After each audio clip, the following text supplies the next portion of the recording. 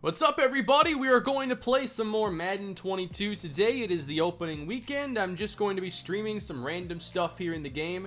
If you want to find a specific part of the video, you can scroll down below if you're watching this when it's over to find if we're playing franchise or head-to-head. I don't know what's going to happen today.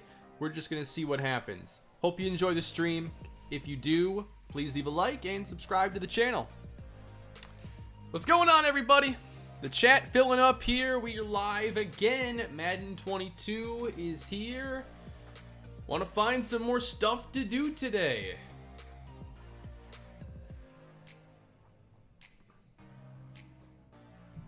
What's going on, Adam, Pittsburgh man, Caden, Yee, Caden, Steven, Milo, Rashad, Luigi, John, Ryan, Adam.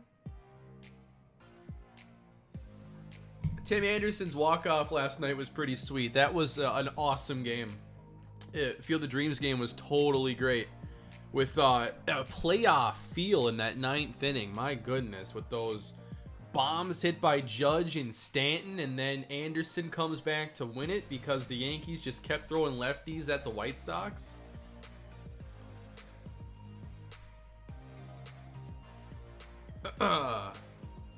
Oh yeah, Stephen, I'm sure that was a roller coaster ride. You probably expected them to just lose the game there in the 9th, and then Judge and Stanton hit those two big ones.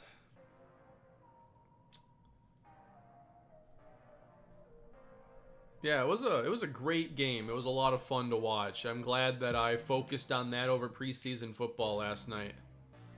Randy Moss or Calvin Johnson in their primes, who you taking? I'm a little biased. Give me Randy. Calvin didn't run as fast as him.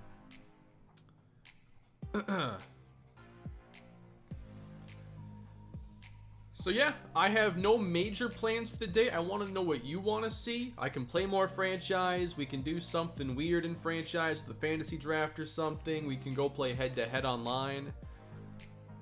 What's going on, Rashad? Jason? Have I seen any glitches? I've seen some bugs in like the menus. Like I loaded into a franchise this morning to record and literally nothing would show up in the HUD. Or like the outside did, but none of the inside stuff for like selecting stuff in franchise. So I had to back out and get back in. I've seen a few bugs. I did have the only crashes I've had. So I was in a cloud franchise recording a game. Crashed. Tried to get back out. You know how it like saves your progress? I tried to get back into it. Crashed again. So now I'm not doing cloud franchise stuff.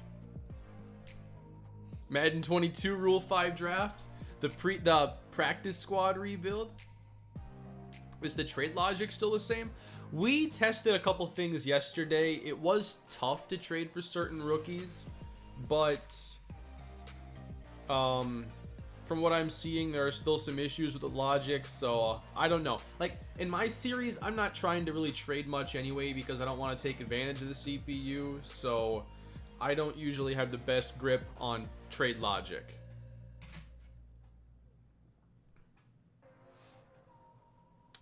I don't know when a new franchise is coming yet, but with the scouting update, I'll look to have something going on the second channel for sure. We have seen some decent rushing stats, John. I also saw some people simming in cloud franchise get better results than offline.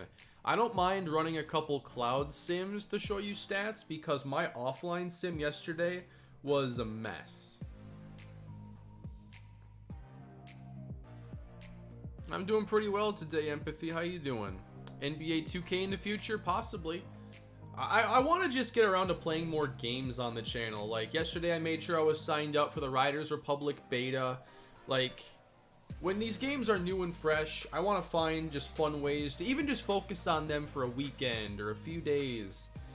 Just to branch out a bit more and experiment, because running a channel based off like 2 new releases a year, you know, it's fun to be able to play some other stuff and get out of I don't know, just change the scenery. I do the same thing every day, which I like. but I want something to look forward to that's new every now and again. So, my initial thoughts on Madden 22 have not changed. I personally think that Madden 21 Next Gen is a more polished game right now. I'm not sure if there's a day one patch coming next week or what the plan is there, but I just believe 21 is a more polished game. Yes, NHL, FIFA, yeah, I'm talking about that too. Ever Pokemon on the Let's Play channel? Probably not. I mean, I like doing sports content. That's where I'm best, and I don't want to, I'm not even interested really in doing other stuff beyond sports.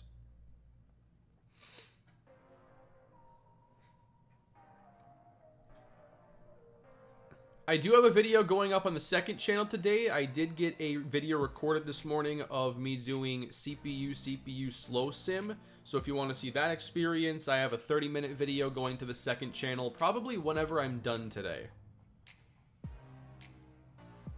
Do I play fantasy football? Yes. A lot.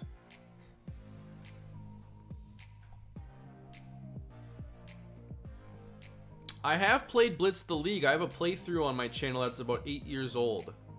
I had a lot of fun on that. Why doesn't PC count as next gen? That's a wonderful question. I don't know.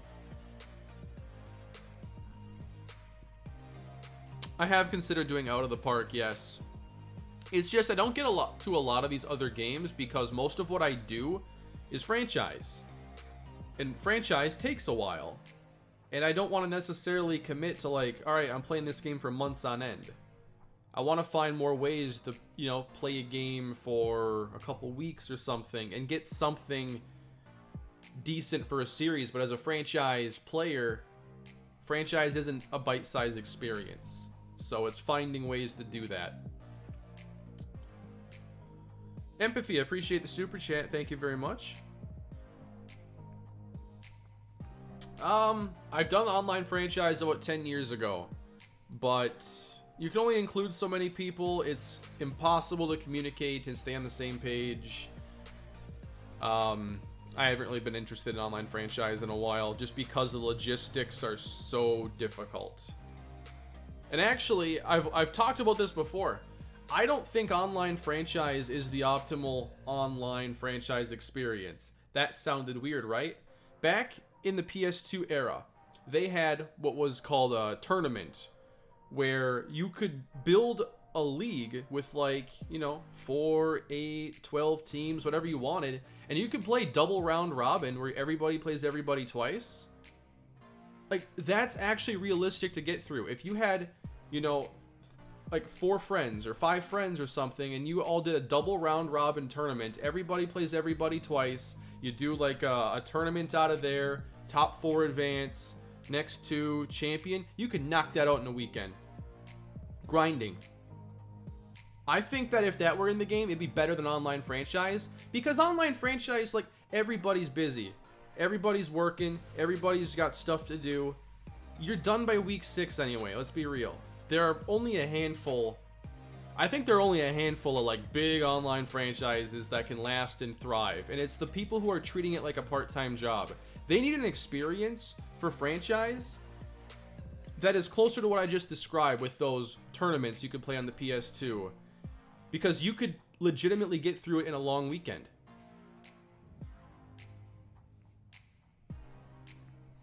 Can you play 8 games in a weekend? Because you could knock out a whole experience doing that. And you could do a fantasy draft. You could just pick whatever teams you want. It was an awesome lost feature.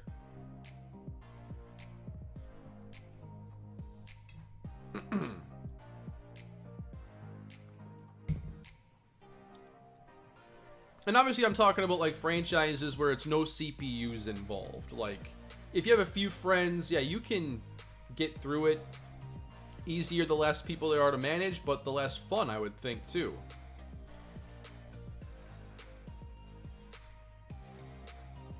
Yeah, trade logic in MLB is really bad, and trading is a big part of baseball, at least around the trade deadline, and I hate that I have to turn off trading because I can't trust the CPU. They're just doing ridiculously bad trades all the time. The Sim series has become my most optimal way to play. I've really enjoyed it more than playing at times recently. I'm 100% there. I want to play whatever the best game of Madden gives me. And it's slow sim CPU all pro default.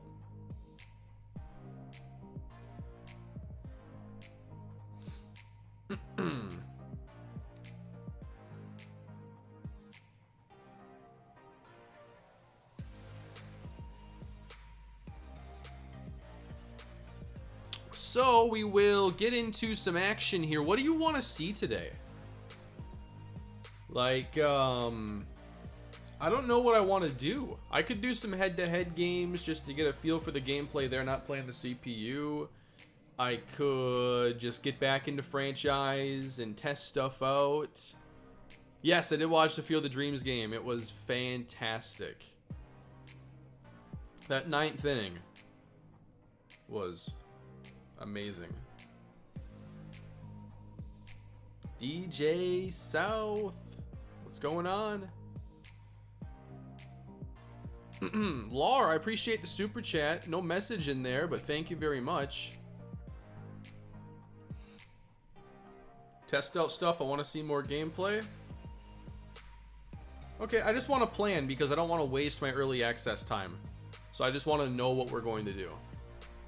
We can get back into franchise. I want to get into cloud and do some testing there because I was just looking for feedback, and it seems like those in cloud franchise were getting better sim stats. I want to check out how the player health is working there because in offline yesterday, I felt like there were no practice injuries. Fatigue hardly mattered. Everybody was just at max.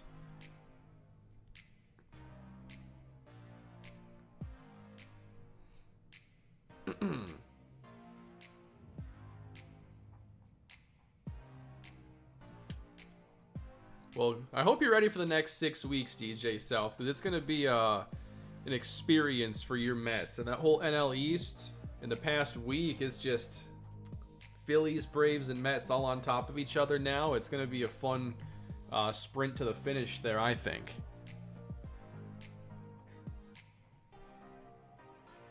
BZ, new member on the channel. Thank you very much. A brand new member. Thank you. Don't do a fantasy draft. There's a blinding light glitch. I'm not looking to do fantasy right now, but thank you for letting me know.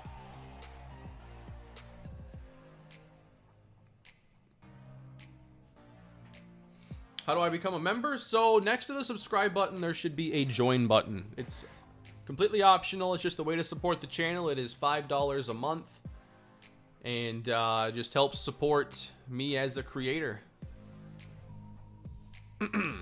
Getting into the game now. Yes, Hunter, we are all seeing the same thing there in regards to the MVP voting.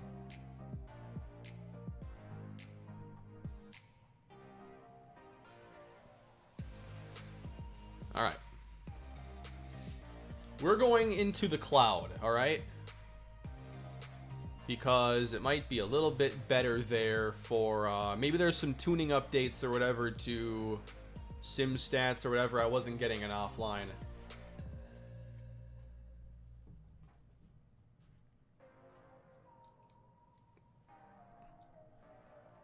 And we're going to be the let's go with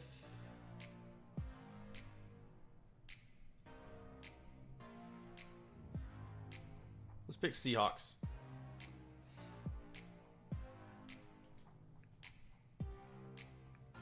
Who's going to have a better career, Justin Fields or Trey Lance? I feel Trey Lance has the higher ceiling of the two. And he's in a great spot with Kyle Shanahan and that team. So I'm going to go Trey Lance. Thank you for the super chat, Extra Mile. Really excited to see Lance play.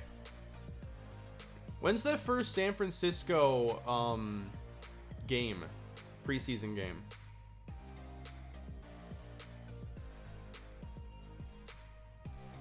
You want to test some quarterback movement? Can I do that? I could do that in practice mode and just show you what it's like there.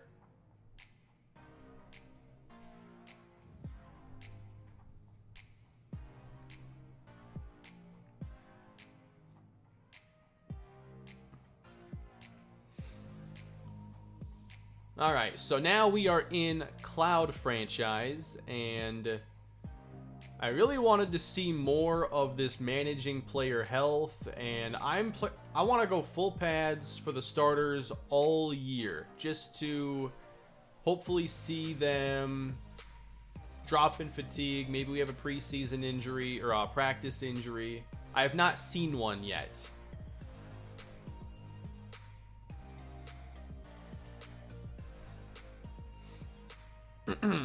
Thank you for the super chats, Empathy and Quentin. No message from Quentin. Empathy, do I have a family?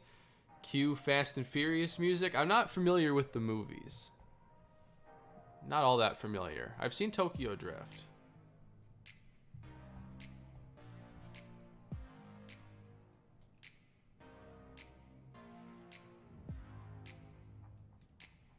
Alright, I want to see that again.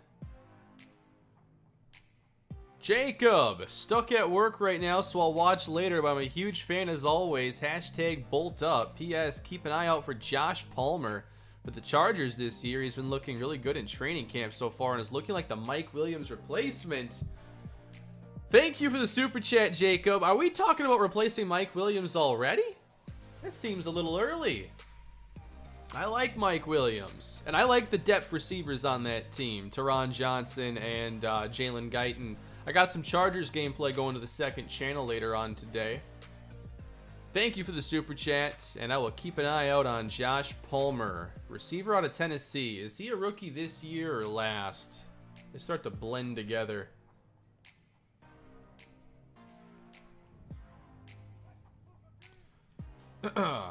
So somebody in chat wanted me to show off the movement here. So I'm going to do it right now against no pass rush. And this is me just, I'm not using any of the right stick, just kind of shuffling back and forth. Obviously, I feel kind of slow here doing this. And changing direction is going to slow you down more than anything. If I, let's run a new play. And I'll start using the right stick.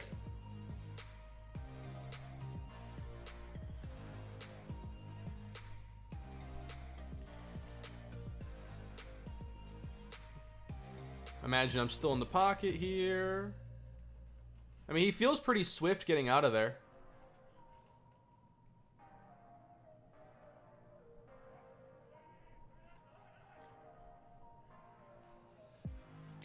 Hope this helps you with what you were looking for.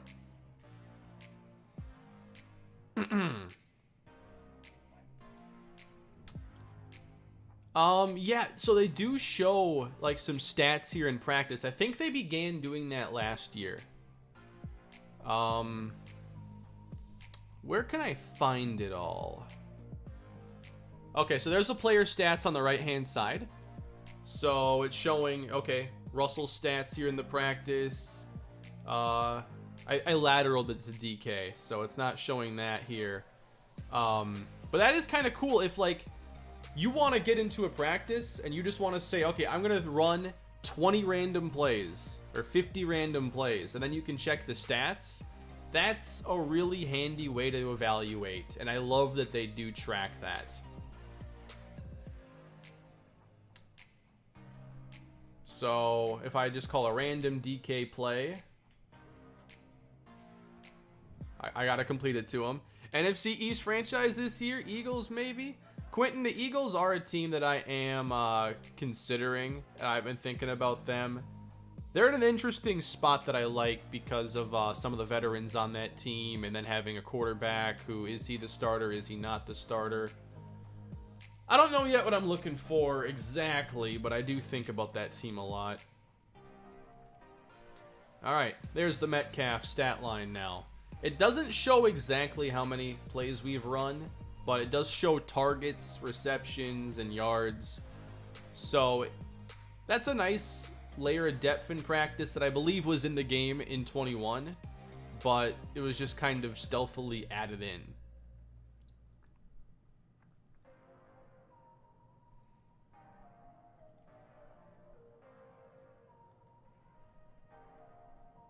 Kind of cool.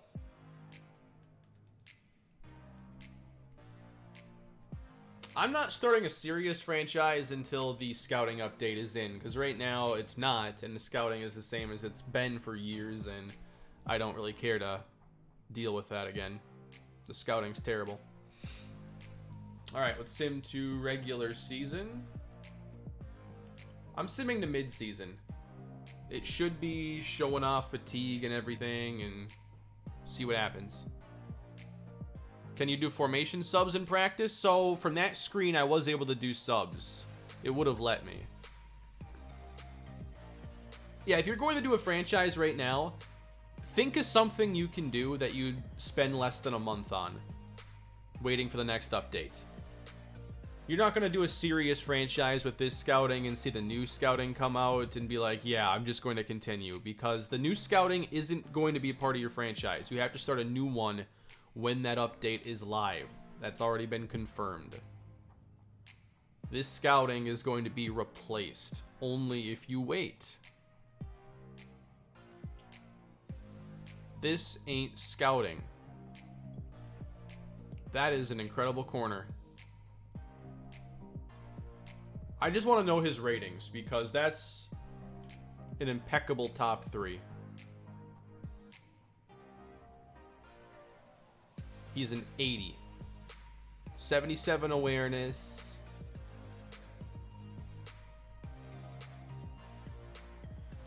'81 man, 82 zone, 73 press. Wow. That's really good.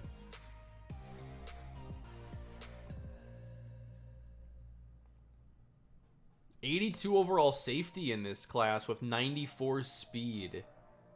Wow.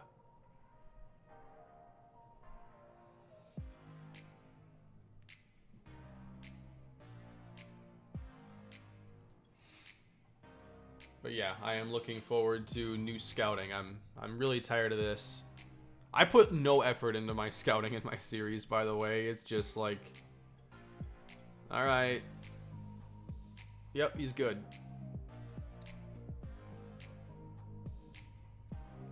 All right, I want to check out the weekly strategy here. Are we seeing more players with lower fatigue? We are going, you know, full bore, full padded practice. Now, we do have, everybody here is 100%. Are we off the bye week by chance? No, we're ahead of our bye week.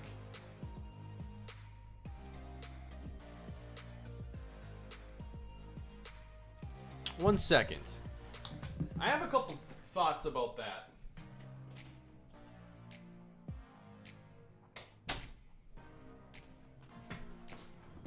Is the weekly strategy stuff simming properly? Or what happens if I control it the entire time?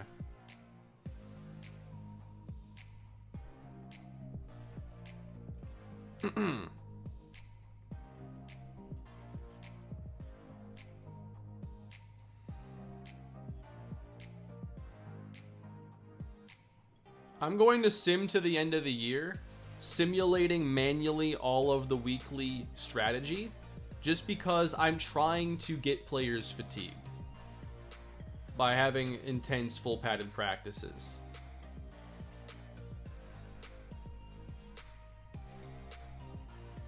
And I want to see if there are any injuries in practice too. Like, how many of these do I have to sim before I get one? And what does it look like when it happens? Because I haven't seen it yet.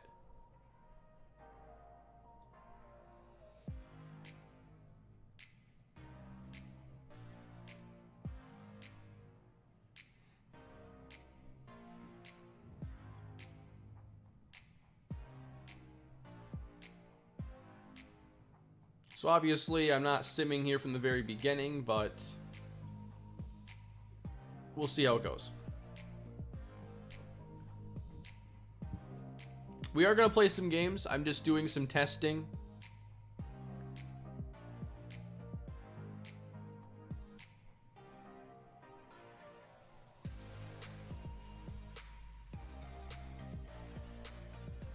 Check the injuries by scrolling down in the offense and defense.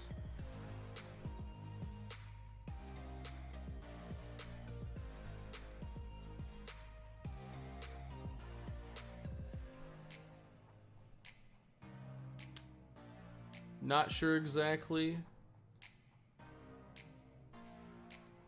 Where is it happening? You're saying I missed one already? You saw an ACL sprain injury in there? Okay.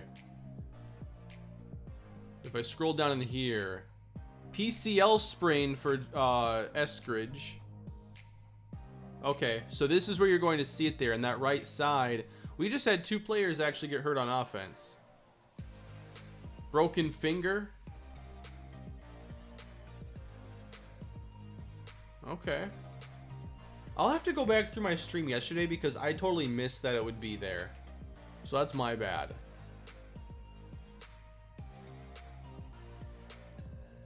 That's a fair amount of injuries, and they're mostly minor.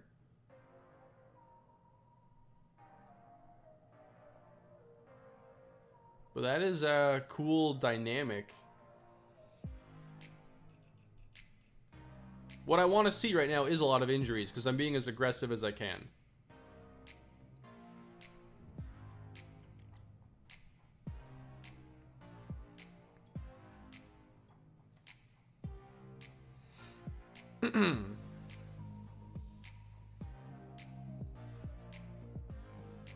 I'll try to throw some contested throws, yes. I want to test more of those interactions, honestly.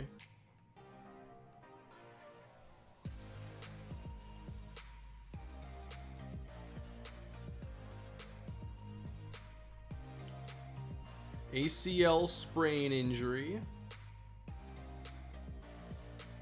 Is it possible to have like a season-ending injury, or are these always going to be mostly minor? A shoulder strain. So this time we had 2.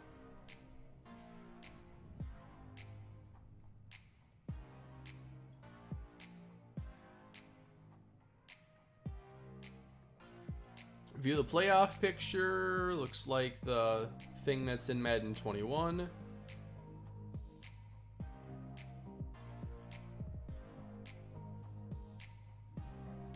Alright, I want to see where fatigue's at now after that.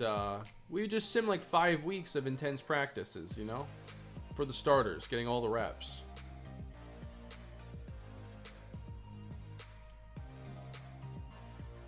Hey Kane, big fan here since the Twins franchise. Also a fellow Texan. Thank you, Mason. I appreciate the super chat.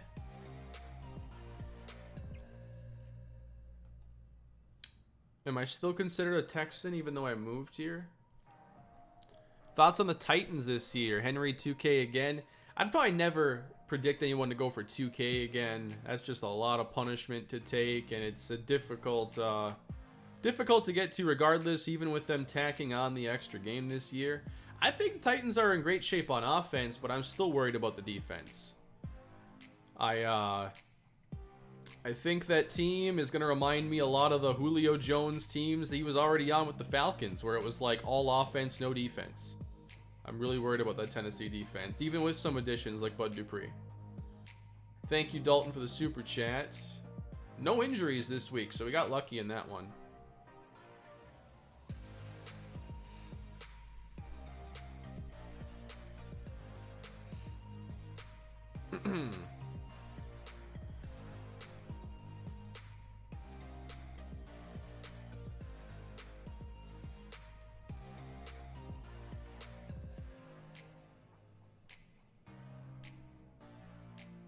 Alright, let's check this player health now. 86. So Puna Ford is in the yellow here. I would like to see if that is impacting his ratings. I wasn't able to catch the stream yesterday. What do you think of the game so far, and are you going to wait for the scouting update? Yeah, waiting for scouting. And so far, I think that I want to see what the day 1 patch is like, because to me, Madden 21 was a more polished experience. This feels like it needs some shoring up in some areas with the gameplay, to me.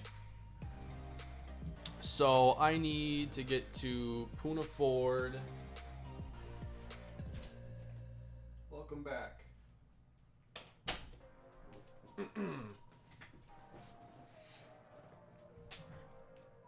I don't know what my franchise team is going to be this year. I honestly do not know.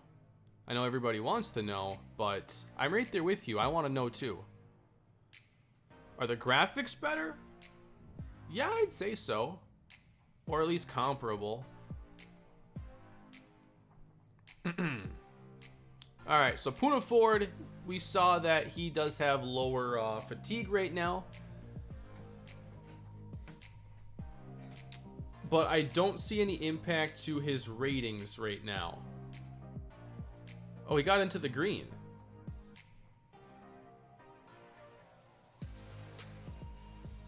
Player is slightly fatigued, which may impact performance in-game. To increase fatigue levels, go to the player health and weekly strategy, manage intensity, and practice reps. I think that they're going to need to tune this progressive fatigue because it's not difficult enough. There's nobody here who's like 50% with a few ratings going down, and I have to decide if they're playing or if they're gonna keep, if they're gonna rest to get healthy. I had a feeling it would be this way, where they introduce it, but it's like not tuned to where I like it. 18 innings today in franchise with the extra inning rule? That can't be extra inning rule, no way.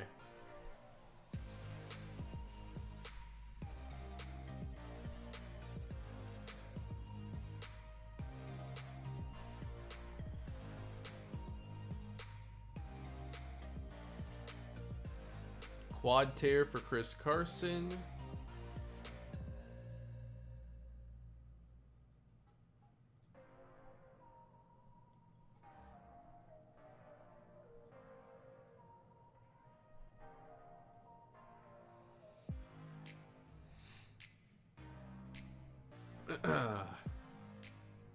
Without extra inning rule. Yeah, I'm okay with it, but I still think that it's probably better if it's not introduced in the 10th inning and more like the 12th. Or I guess the 13th is what I've been saying. It does lead to some cheap finishes.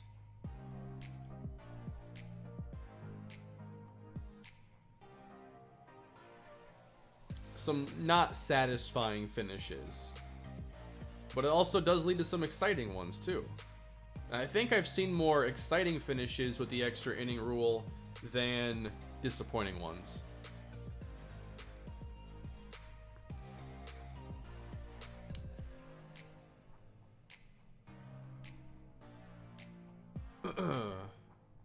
I'm going to play this game because people want to see some gameplay. And I'm going to deliver that. Now, my only cloud game I've played crashed on me. So we shall see if we can make it through a simple 4-minute quarter game.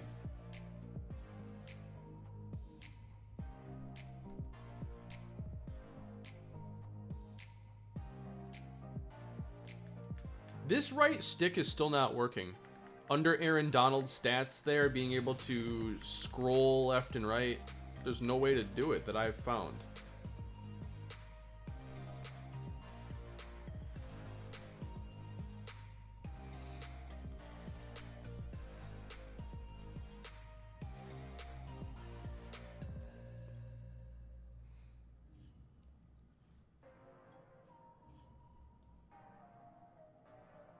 I also want to use live playbooks because in my experience, they're always better. I don't know why they're not default.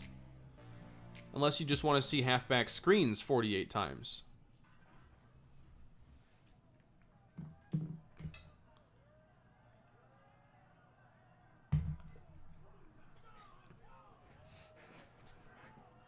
I won't be at any preseason games. I'm over 1,000 miles away.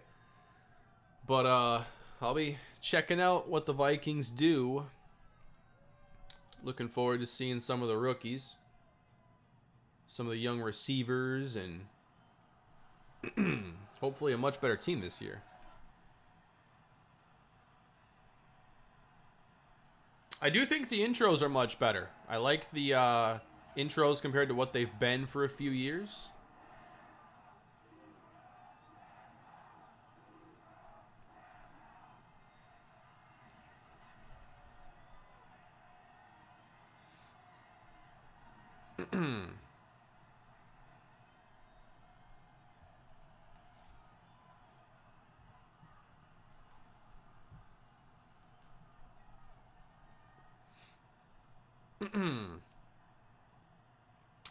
Thank you for the super chat, College Sports Revived. As always, Kane is carrying the Madden community. His words, not mine. We all appreciate you. Also, what kind of music do you like? I listen to a lot of different stuff. I mean, I've been trying to nail down what exactly it is that I like as far as genre goes, because I listen to a lot of different stuff. But like, yesterday, I was listening to a lot of classic rock, so I was going down a rabbit hole with that. And then, you know, I've been getting into, like, some older music from, like, the mid-2000s that I wasn't really into at the time. But I guess my taste has just changed me more into it now. So stuff like Sublime and Blink 182, and I was listening to some songs from like the Tony Hawk Pro Skater soundtrack, and I don't know, I listen to a lot of different stuff.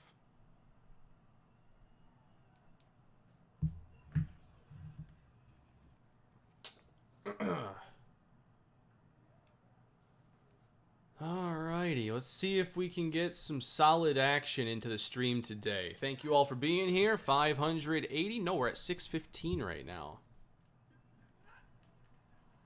Stafford to the outside for a gain of a couple.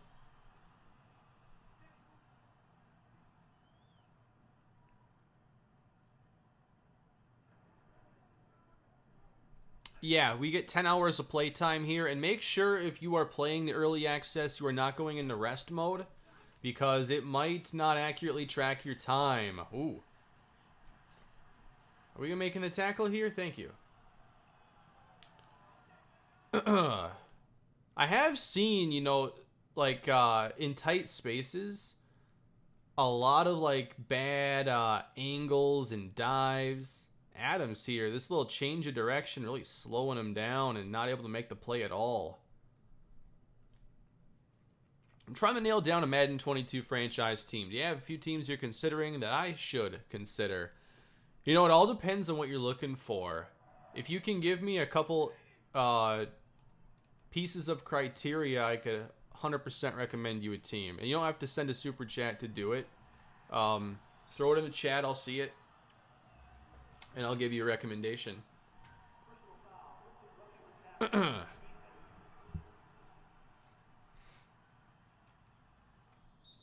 I haven't seen many spins or jukes from the running backs. Yes, this is franchise mode, Matt. I have a really cool play in my video on the second channel later, where it has Austin Eckler, like, approaching a defender and lowering his shoulder to, like, run through him. Not like a power back, but at least to fall forward. It was a really slick looking play. It's in the video coming up today. Basically the same thing you're looking for, a good rebuild that will take multiple seasons. Alright, if you want a multi-year rebuild, well, like, a team that's probably going to be in my top 5 video, because I can't stop talking about them, is the Panthers. Because I think they have a really good blend of, you know, really good players to start out with. When you have CMC, DJ Moore, and then on defense, it's Brian Burns, Jeremy Chin, Shaq Thompson. But at the same time, it's not like a championship caliber team. It's just a team that's further along in their rebuild than some others. And then there's, you know, what do you think about Sam Darnold? I love the Panthers as a franchise team this year. I think that they're one of the more intriguing options. Cam Akers can't power in. Yeah, the new playbook takes a little getting used to. It was introduced on Next Gen last year. Yeah, oh yeah, J.C. Horn. Can't forget about the rookie corner. They'll pitch it out now, all over it.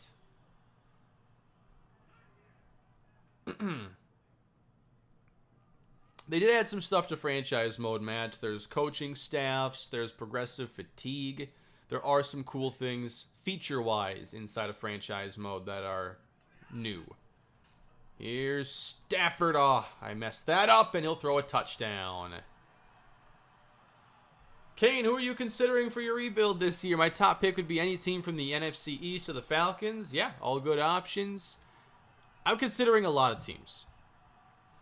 I'm having a difficult time narrowing it down, but like you said, the NFC East, I think you take any 4 teams there. The Falcons are really good, considering you're probably looking for a new quarterback soon, and you get Kyle Pitts, but there's so much you can craft with that team.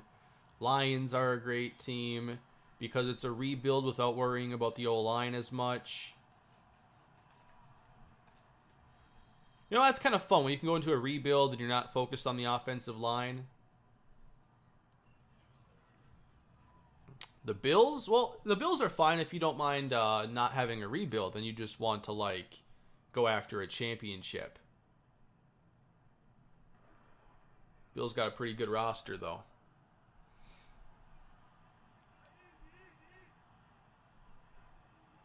Home team quarterback is immune to pressure. That's a pretty good ability to have.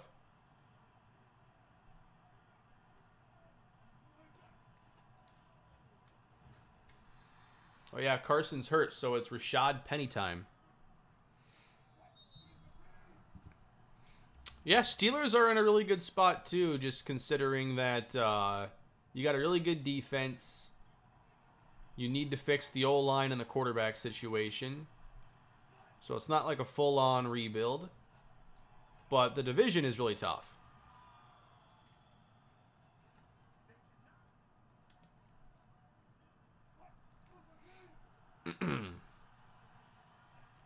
Minnesota, I think, is an interesting team because I think there's kind of that's a team where you start with a sense of urgency. Like the Vikings have a good enough roster to be competitive and be a playoff team.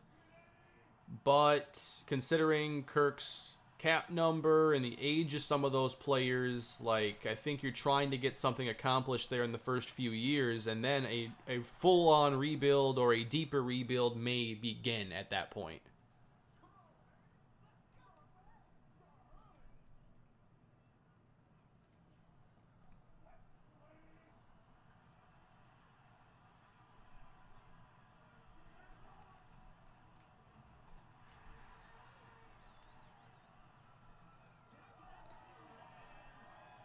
O-line's in a bit better shape right now than it has been, but yeah, Minnesota's O-line is still not going to be a strength.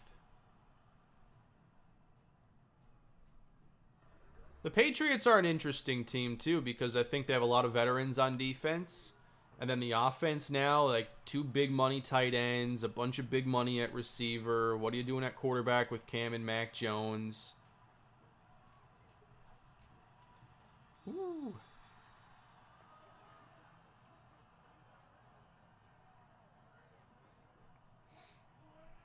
What's cool about taking a team, though, like the Vikings or a team that's in that tier is that, you know, they're not an elite team right now, but they're good enough to be competitive. But I think that there's a rebuild that begins at some point in the first 5 years controlling them. And so it's kind of a multi-factored experience there. Whereas if you take over the Lions, it's a rebuild from the jump, and you're building it from day one. But if you take another team, you get that early sense of urgency, and then you know a rebuild's going to happen. Like, that's where the Saints have been in real life. We all knew eventually it was going to come to this kind of a season, where their cap is a disaster, Breeze is gone, and who knows what's going to happen to the team. Safety. This was an inevitability with the way the Saints handled their salary cap and everything. Oh boy. I want this.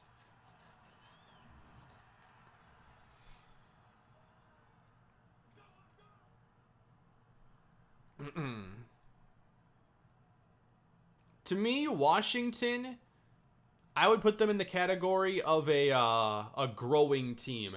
That's not a team focused on acquiring new players. You're trying to develop what's there. They have some good young pieces on defense and offense as well.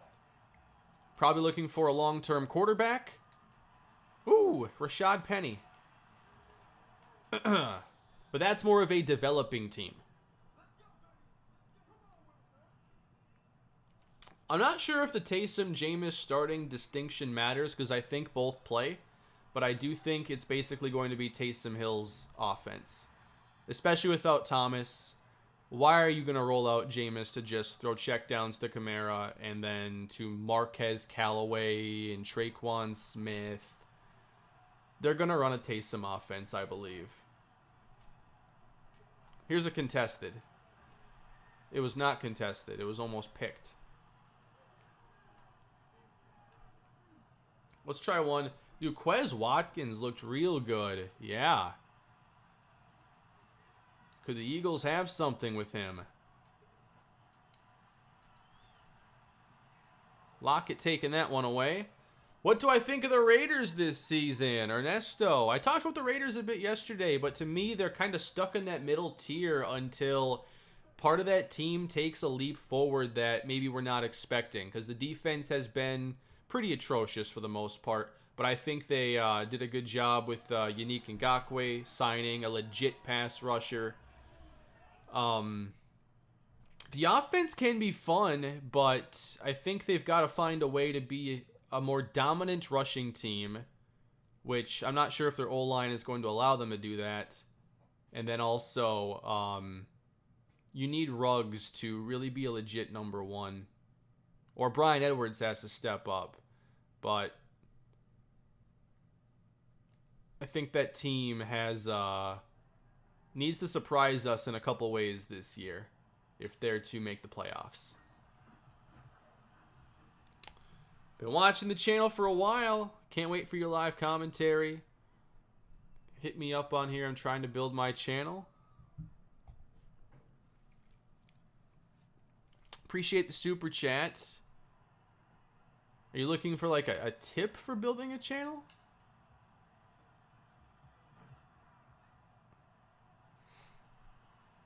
The Broncos, other than their quarterbacks, I think the way you frame the question, I think predicts the response.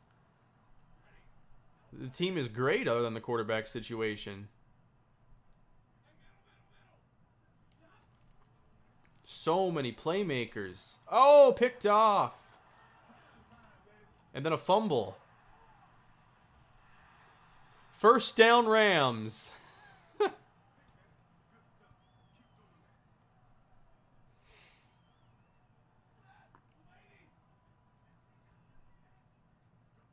Come on, Stafford, challenge us. Need better sideline awareness on these routes.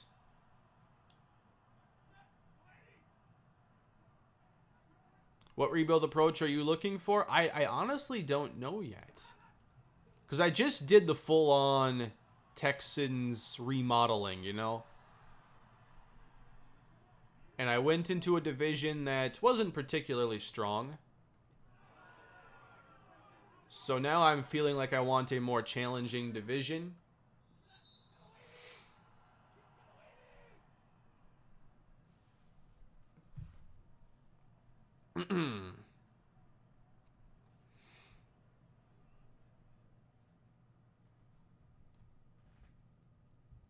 Yeah, the scouting is still the way it's been.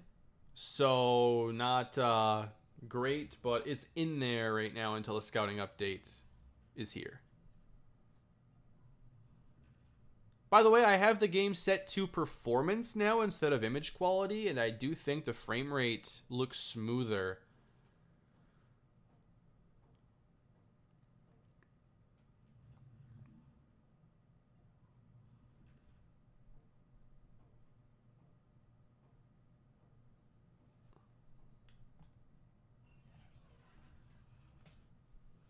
And then coming out of halftime, you do choose your focuses for the team. I want to run inside, and I want to defend the short pass because that's all they've been doing. It's hard to say, Jacob. If I feel like it's just not worth the effort to put into sliders and everything to make a main channel franchise work, then I'll just do other stuff. You know, so much went into making the Broncos franchise work with Blackjack and the draft class and the Kalispell Dynasty and Matt 10's help getting the sliders right. You know, I might not do a franchise on the main channel. I might just keep playing MLB The Show and try to find some other stuff to do. Maybe consider something on NCAA. College football revamped or whatever. Like, I'm just going to do what I'm interested in. And I don't need to make sure I have, like, a main channel Madden franchise if it's, like, not capable of being up to the Broncos franchise standards, because it just set the bar as far as gameplay goes and everything. If I can't match that, I'm going to do something else. DJ Dallas.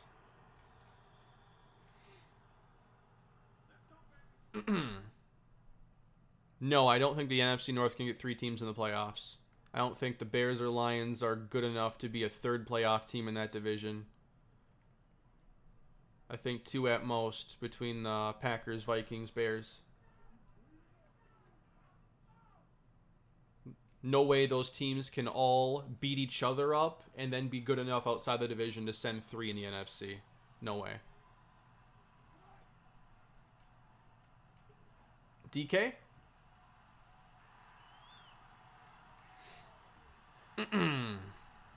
Wanted the ball to come to him. I have thought about some live stream only franchises, yeah. Definitely. Why would I pick this?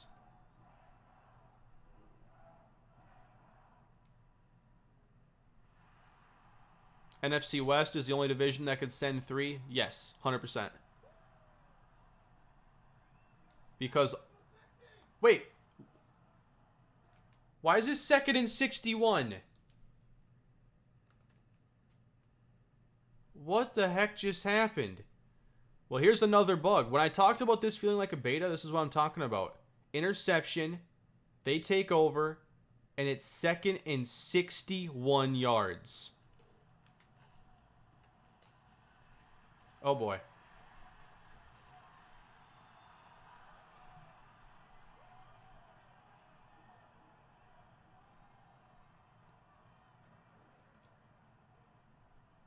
I can't allow a conversion here.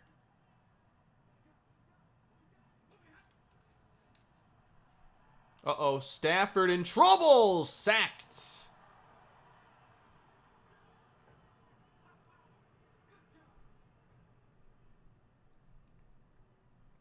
Who do I think will make it out of the East? NFC East is a difficult one to predict. But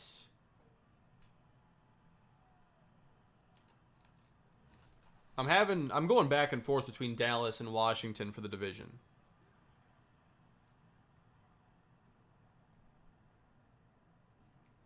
I think people are treating Washington a bit like they won 10 games last year and won the division and not 7. Because the gap is not wide at all between the teams in that division. Even 1st to 4th is very slim.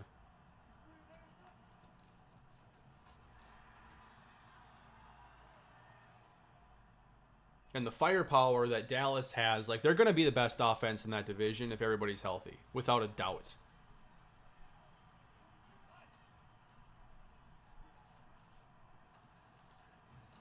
Trying to run the option here.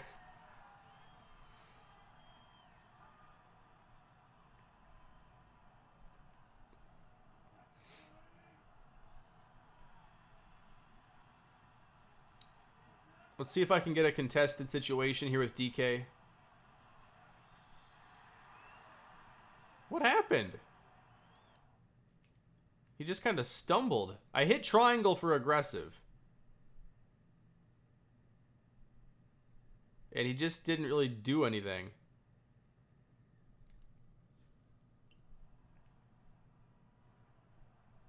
Yeah, on field, I think Madden 21's a better game right now. Madden 21 Next Gen's a better game. Punt returns are the same. Basically no blocking. Hit it too early? I don't know. Possibly. Always a chance of operator error when I'm in charge here.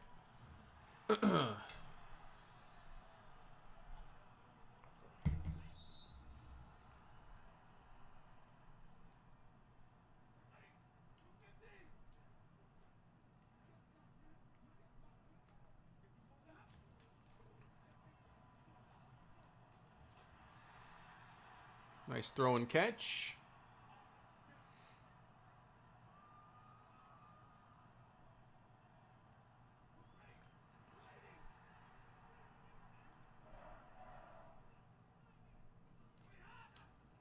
Oh. Did you see that rush I just put on? I gotta go to replay with that one. Oh, man. I won that rep. How do you not take out the running back, though? Note boom. Should have taken him out. You just clipped through him.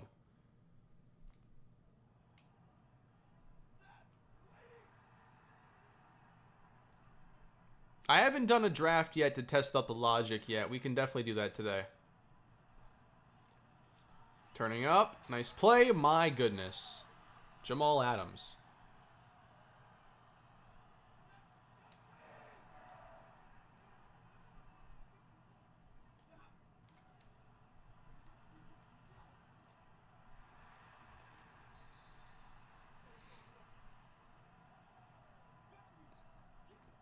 If anything, I've seen great blocking on play actions.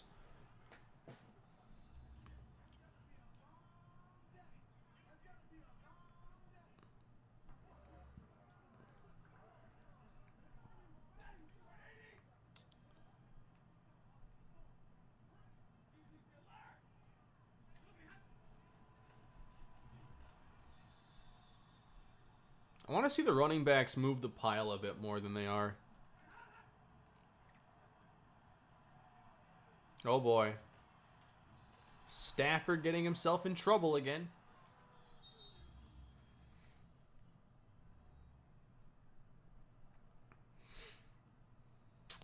Test out hired and fired coordinator. I have fired a coordinator in this game, and then it shows, like, there's a new week in off season where it shows you the changes around the league. And that seems to be pretty cool.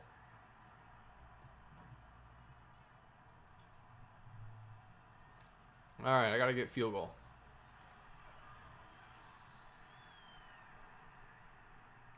They said there's going to be other updates to franchise besides scouting. What else do I think they're going to update? Probably tuning what's in there with, like, the managed player health and the coaching staff stuff. Maybe they add some talents. Why do I call it draw? I could see them maybe doing things with, like, trade logic, scenario stuff.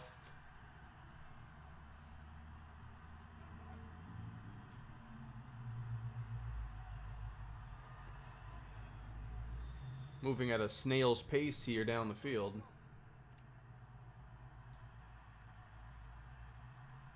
Double move DK. Oh, man. I tried to, like, lob that outside, but it ain't working.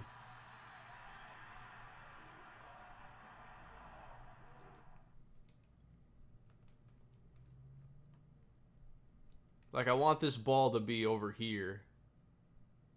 It wasn't. Should have thrown a high pass there. A high lob. All right, let's get to the end and do more testing.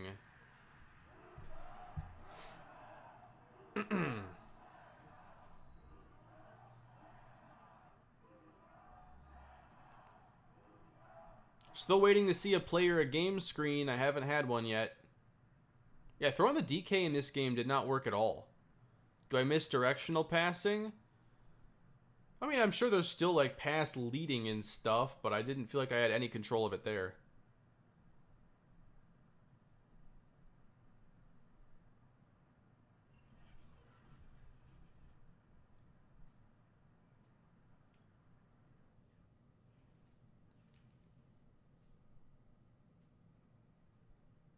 Afterwards, it shows you the progress towards your staff goals and getting those points. We earned 2 from this game.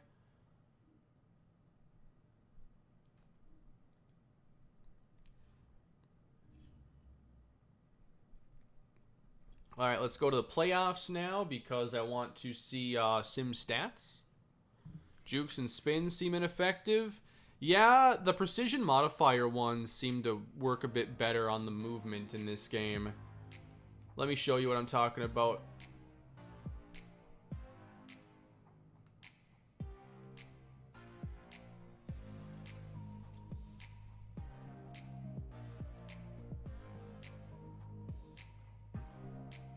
Any injuries this time around? Oh, you can see what happened to their fatigue too here on the fatigue column. Most players losing 5, but not all. Hey Kane, have you gotten any Lamar gameplay in? I don't think I have yet, Rec. Thank you for the super chat. Definitely want to see some mobile quarterback gameplay though. So we will get to some of that. Do the Ravens play the Titans at all this year? Because I would like to see both those teams, and if they play one another, then I want to get that matchup.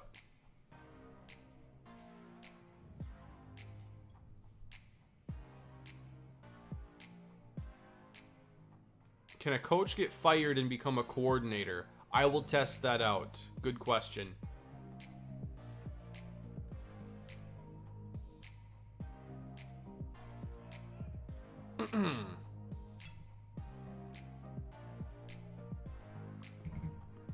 All right, so yeah, jukes and spins, basic ones, are very subtle, slower. Like, you're not going to make a lot of people miss with moves like that.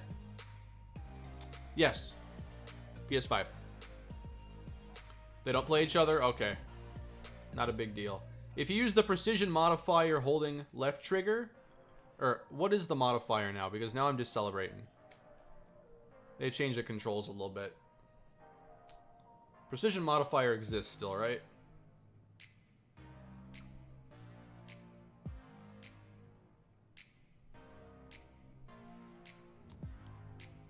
Where do they have controls in here? Game controls, that's it. Celebration. Oh, do they take it out? They're always messing with these controls.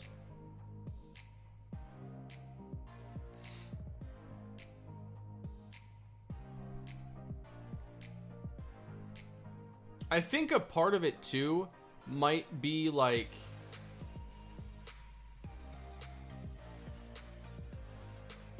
I think your juke is going to have a lot more power when your player is moving. Like, these moves here are more subtle here. We're like, I change direction. I'm a juke around Russ. Get out of the way, Russ! Get out of the way! Ruin that rep.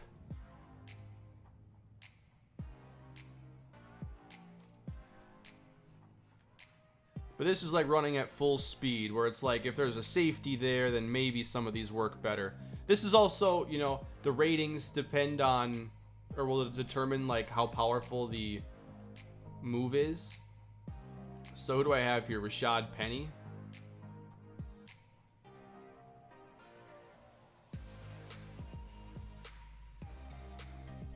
His juke is an 89, which isn't bad. And at full speed, his juke looked pretty good. Let's put Travis Homer in there for a play. The next one. Here's full speed spin. And then you see with less fatigue and less momentum, it's not as powerful.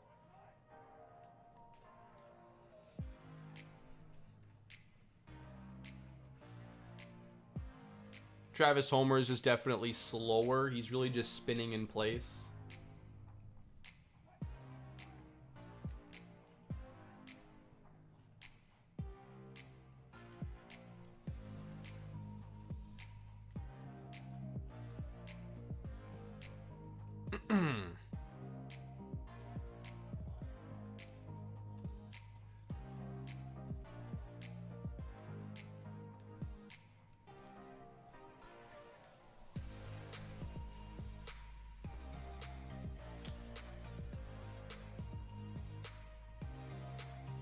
All right, let's see some sim stats. It's wild card week. I didn't check the fatigue levels. Will it let me do it after I do training? Guess not.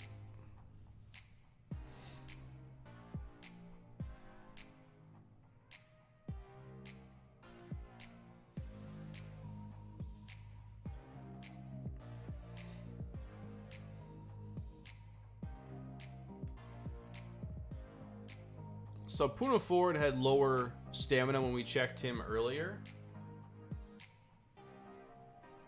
But we're not seeing like any impact on ratings or anything with him.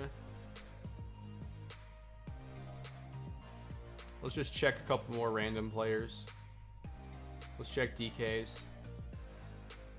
I don't feel like they're doing enough with the fatigue in practice and full pad versus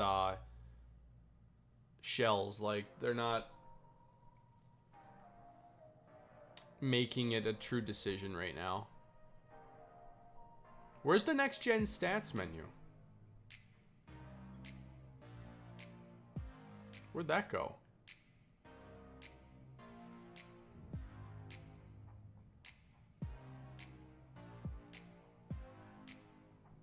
Let's check out a player that's hurt. Do we have anybody that's hurt right now?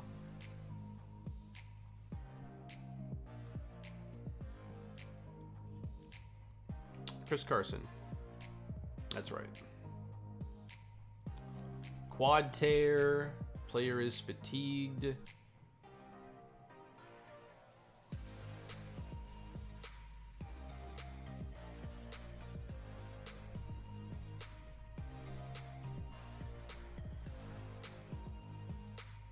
Whoa, Brady, 5,700 yards, setting a record.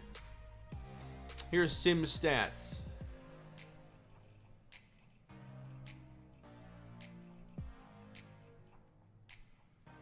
$5,700 yards, 41 touchdowns, 25 picks for Herbert. I have seen him lead the league in both my sims that I've done. Interceptions. Rushing, a lot of 1,500. So some higher rushing counts. That's pretty cool.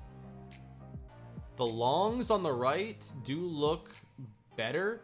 Like, we're not seeing players up here with a long of 7, which you will see in like Madden 21. Austin Eckler a long of 10 though. That seems like it's a bit ridiculous. Or CEH with 11. So there are still some instances of that, but less. Come on, Miles Sanders, a home run hitter. And receiving, we got 15, a $120. That's a lot of catches for Evans. 1,400 for a couple receivers. CMC, 1,273. And he's been winning MVP like every year for everybody in franchise. Because he'll rush for 1,500, he'll catch for 1,200, and score like 20 touchdowns. Yeah, let's check out all those quarterbacks that we would expect. Here's another UI bug. It takes forever to load in there. Thought it wasn't going to load at all. All right, Kyler. 570. So there is some rushing stats, but not as good as 2020.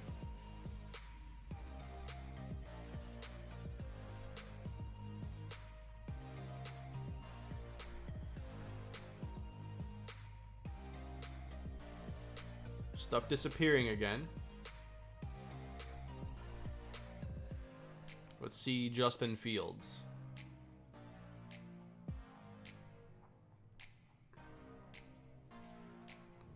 Yeah, I can change up music.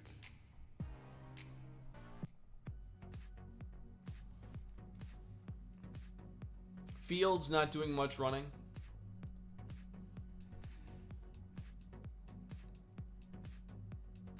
I wanted to find Lamar.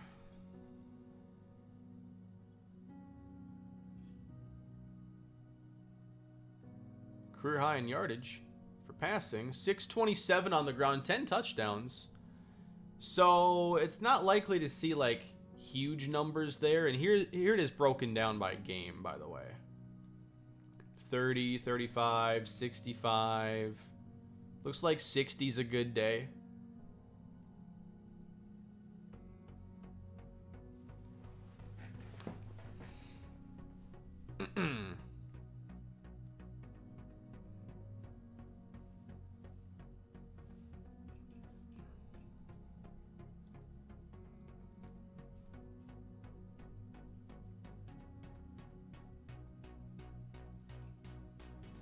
Yeah, menus are being really buggy. When's that day one patch coming?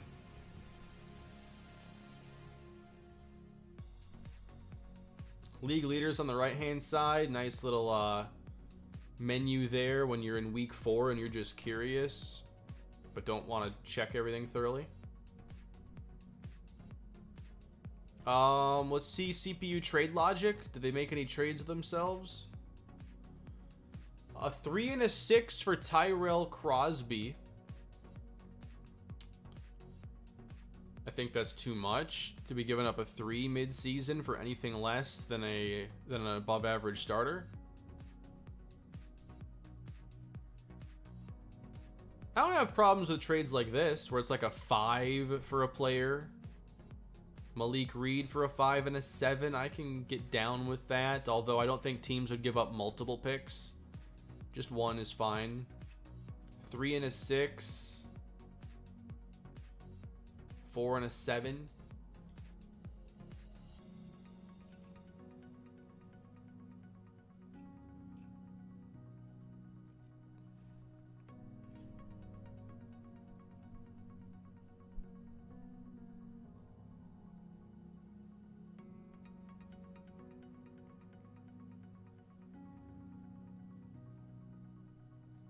So what we're going to do with the staff here is we're going to sim to the off season. And somebody asked earlier if you can take an OC and like make them a head coach, and I believe you can, but we're going to see it happen here because I'm about to fire Pete Carroll. Panthers won the Super Bowl in this sim. Wow. We are firing Pete Carroll.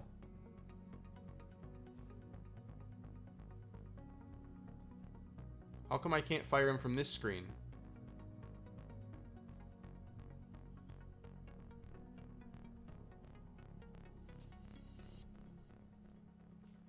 Oh, because I'm Pete Carroll. That's the issue. I'm playing as Pete Carroll in the game. Let's fire the coordinators, though.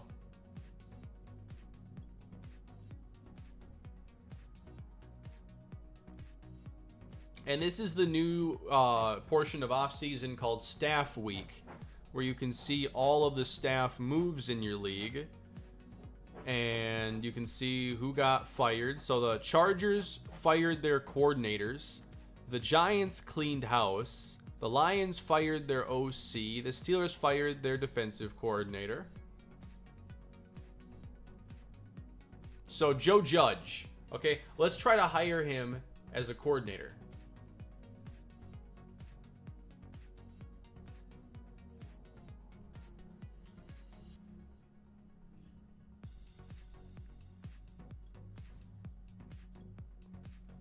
Because we have 2 vacancies, we can hire an OC.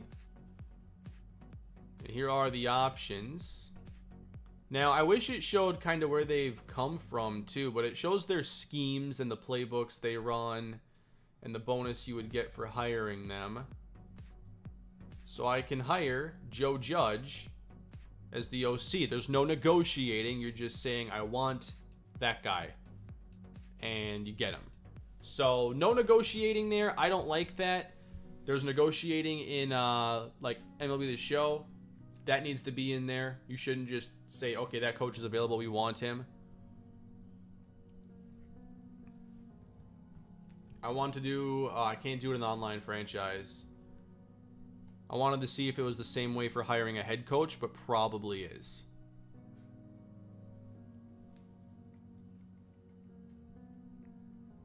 And you can just have the game automatically fill staff for you, I guess? Or not? Okay.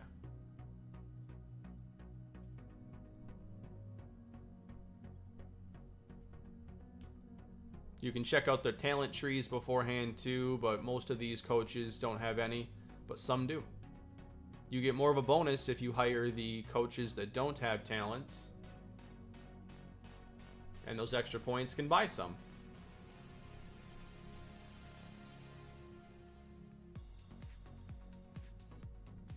Looks like your player personnel department, for now, doesn't really have the ability to fire or hire anybody because the new scouting isn't in the game. And I know you're going to have multiple scouts within the personnel department once that's here, but it just isn't right now.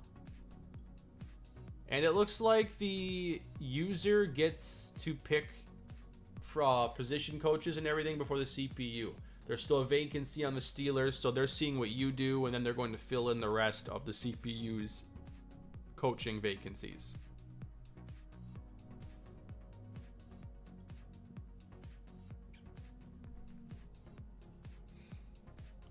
I would imagine, Corwin, we just took another team's head coach to hire as a coordinator, but I can't fire Pete Carroll right now because I'm playing as him. I can't fire Pete Carroll. All right, let's do some draft testing here. So the Lions at number 1. And yeah, the draft, I don't know what this bug is. But here, it'll just be faster as they go quarterback number 1. Just sim to the end and we'll look at the whole recap.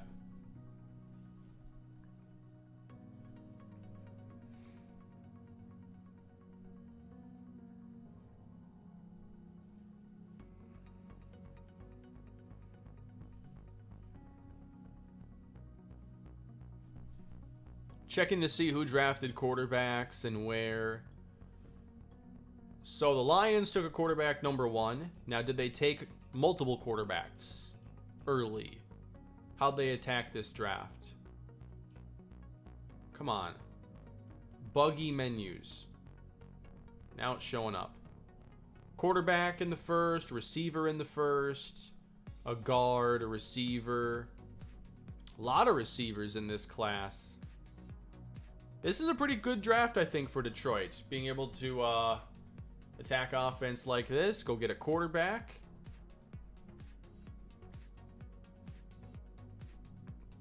Now let's also take a look at if they still have Goff and they still thought it necessary to make that move. I think I have to move to the next stage to see rosters. Oh, there we go. There we go.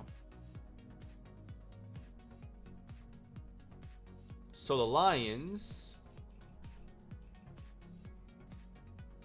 drafted a quarterback at number 1. They still have Jared Goff. We're going to sim and see when he eventually plays and how they handle that whole dynamic. And now 2 of their top 3 receivers are rookies.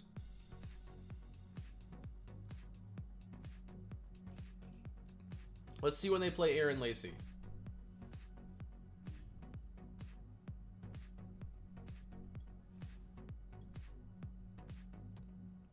I'm just checking out more of the drafting here. But the Lions look like they had a good draft process-wise. Giants go corner. Another first-round receiver for Philly. See, that shouldn't be happening. Why are the Chargers taking a quarterback in the first round? The Chargers. The Eagles, I can understand. The Titans took one in the first round. The Cowboys took one in the first round.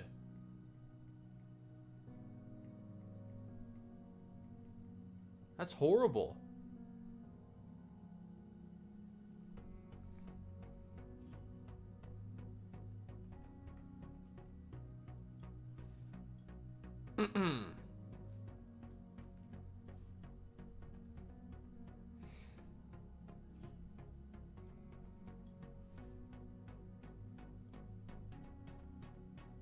Yeah, there are areas of the game that look like they take a major step backwards from 21, and now things have to be adjusted and fixed. So we just had the Broncos take a quarterback. That's fine. But why did the Chargers take a first-round quarterback with an 83 overall 24-year-old quarterback who is right now ranked number 12 in the NFL? 12.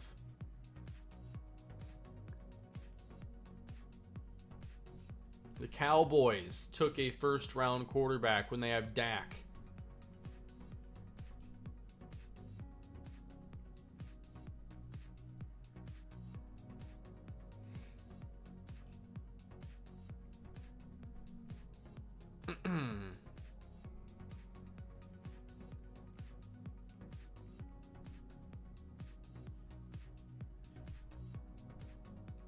He did lead the league in interceptions, though. He did. But I don't think the game is actually caring about that. The game cares about overall rating more than anything.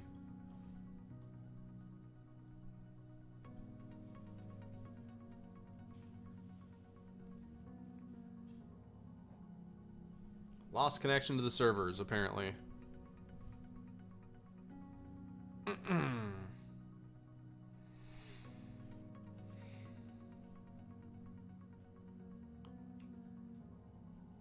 One sec. So it just kicked me out of my franchise. Back at the main menu now.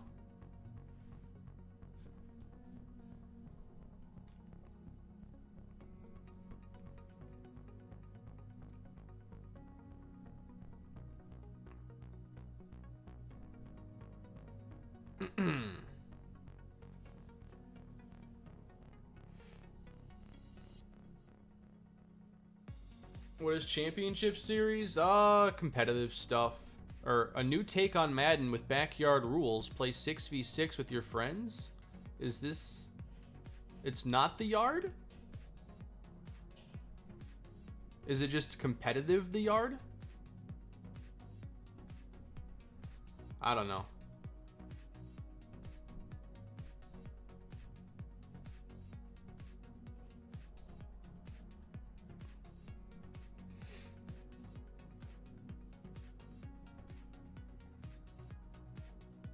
Very odd.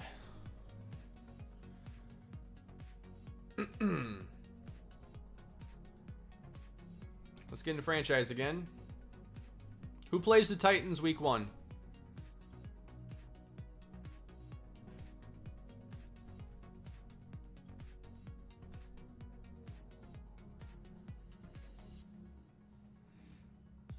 Borderline playoff teams that I think are good for a franchise? Definitely. I talked about the Vikings already.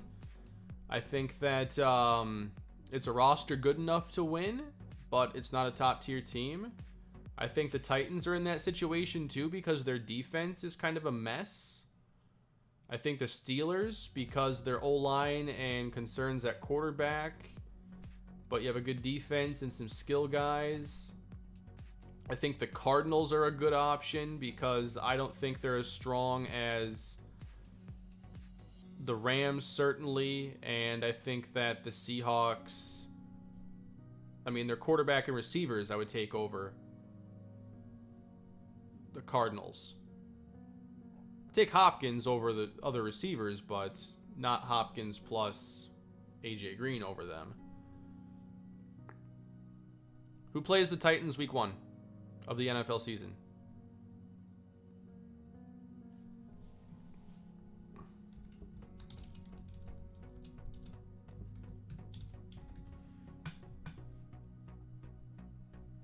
Arizona. Okay, I'm playing as Arizona then.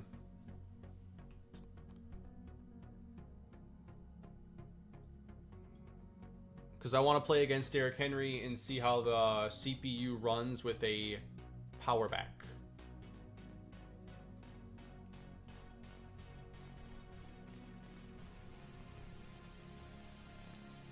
I would want a young team for a franchise. That's where I think the Lions make some sense. The Panthers make a lot of sense. The Jaguars make a lot of sense. Really, any team with a cat as a mascot would fit.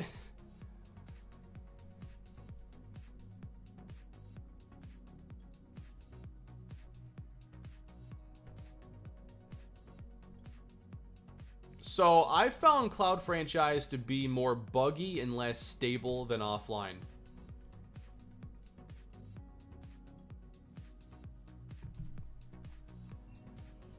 Yeah, no problem, Trey. Glad I was able to help you out.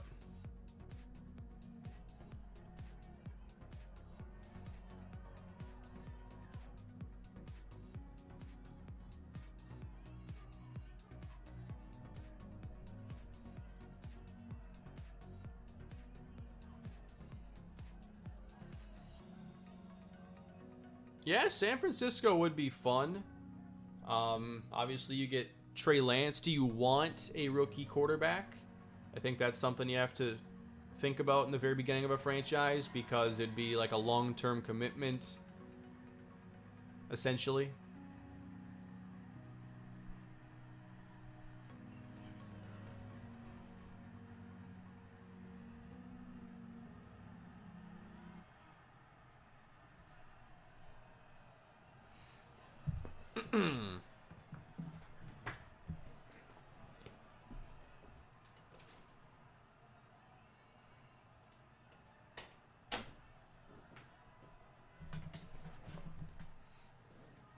It is available right now, Rob, through the EA Play Early Access. If you're subscribed to EA Play, which is $5 a month, you can play 10 hours right now. When is like the pre-order version out? What day is that? Is it the 15th? Or the 17th?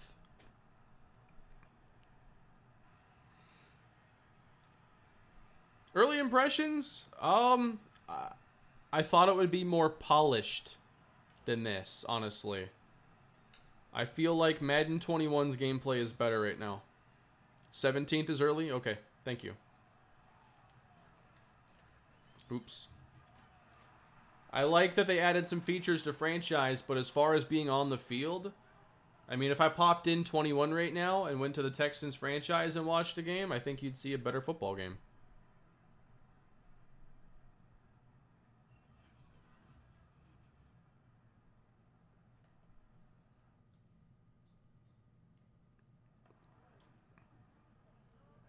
Can I play CPU versus CPU? Charlie, I have a video on the second channel today that's coming up soon where I have CPU gameplay.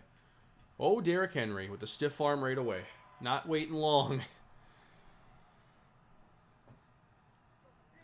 There is no day one patch. The version I'm currently on is like 1.000.100.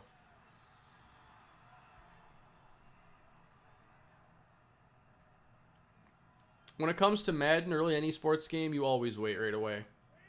The only games that I would say you don't need to wait right away, and there really isn't any. You shouldn't give any company the benefit of the doubt. They're not your friends. They're trying to sell you a product. So you should know how good that product is before you give them your money.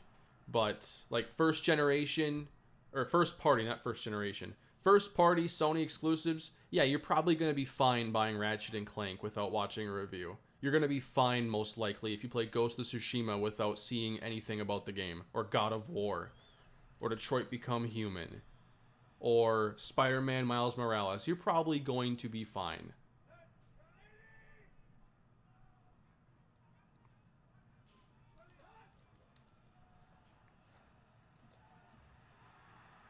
You got the Titans here moving the ball well.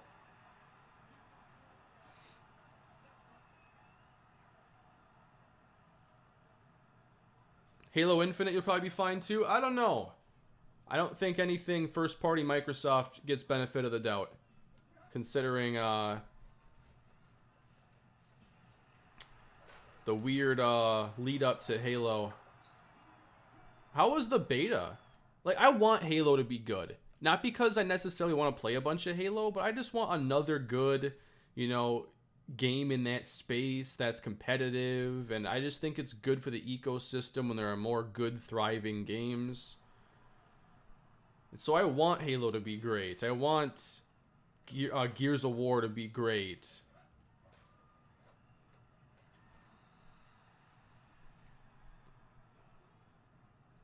Yeah, you're right. Tons of outside zone. And I think overall, you know, when you get those live playbooks, I think we're in a live playbook scenario right here, but I think they do a good job of catering the play calling to an extent. That was easy.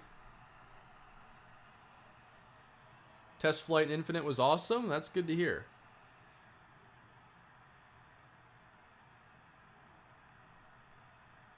I miss Halo 3, man. There was so much you could do in that game. So many maps, so many modes, so many ways to play. That's what really disappointed me about Destiny.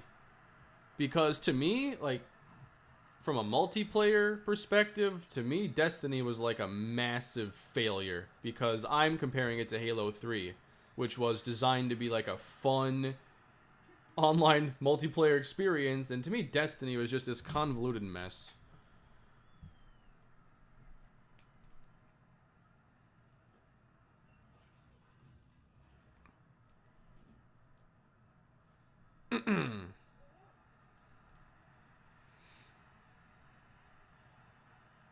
Messing with my play art, it's been confusing me. I didn't realize, yeah, that's not my play. So that's one of the M factors here, is it just keeps showing me different plays. I forgot what my actual play is. It's working. But I'm still going to throw it for 50 yards on you, maybe more. Are they going to add the rookie pictures? I have no idea. You'd hope so. Touchdown AJ Green.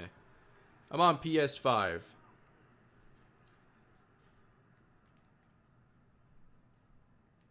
I forgot my play. But we're all good.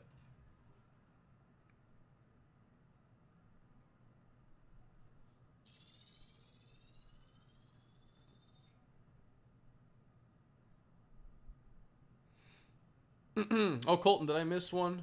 I'm sorry, I got a little laser focused. Thank you, John, for the super chat. And let me pull up the more organized deal here. Any big moves you'd make starting a Saints rebuild? Great question, Colton. So to me, that's a team where you need to rip off the Band-Aid. I don't think that you try to patch the holes on that team and make it work. I think you have to knock the house down and build a new one. And maybe you keep the foundation with Ryan Ramczyk and Marshawn Lattimore and just the offensive line in general. But I think you start to look at sending away veterans, get a plan at quarterback. You keep Kamara, you keep Troutman, you figure out what you want to do with Michael Thomas. But I think you start to move on from the older players, keep a handful you want to build around, and just let the new era begin. Nice sleeveless, by the way. How's the weather? Hot. Very hot. I mean, I don't even got to check the weather every day in Texas for summer because I already know it's going to be 90s, no rain, and hot. Yep. Today, 95. Tomorrow, 94. Then what? 92, might storm for a couple hours. And then 93, 95, 96, 98, 97, 94. Every day is the same. Tannehill, downfield, in trouble! And almost intercepted.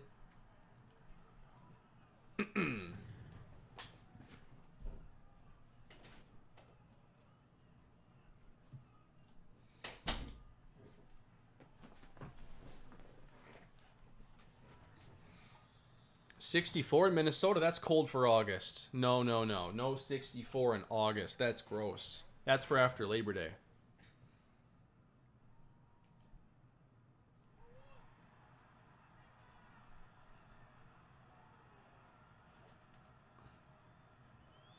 Kyler on the move.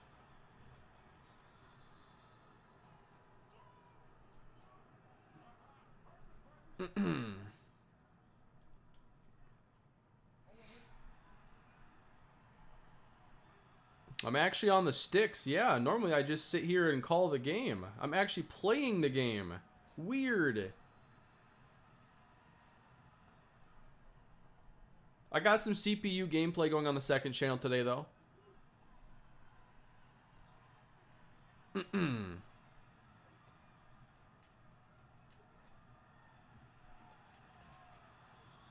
Just how I drew it up.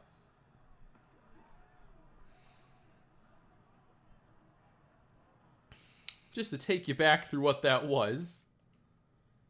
That was supposed to be a throw right here. The ball did not go there.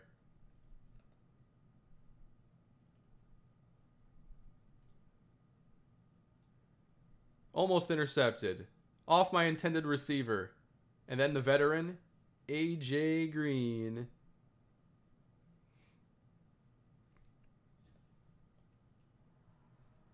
Yeah, northern Minnesota's pretty cold, for sure. All of Minnesota's cold.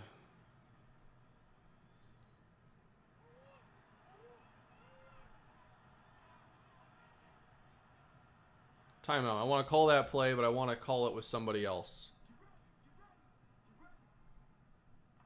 We are making a change here.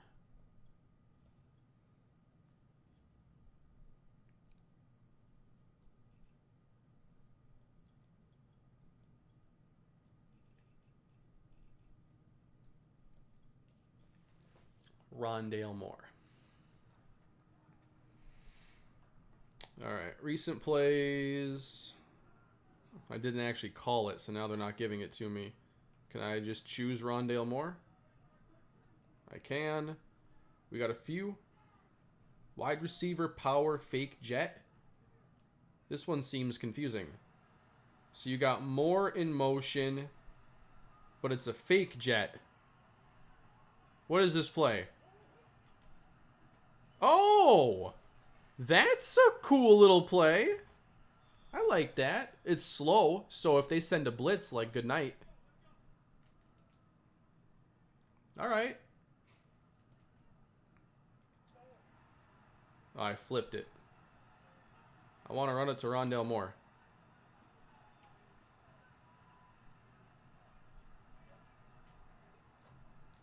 Rondale Moore, touchdown. Oh, not.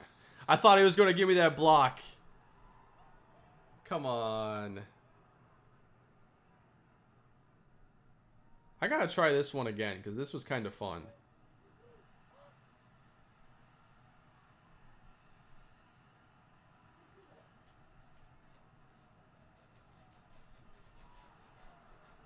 Oh, man.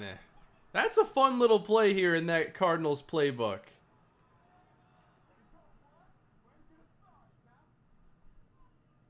What? Single back bunch tight end. I wonder if they have more plays like that. I just need to make a note of that. Single back bunch. I'm just typing it so I know. I want to see if they have more plays that can build off of that style.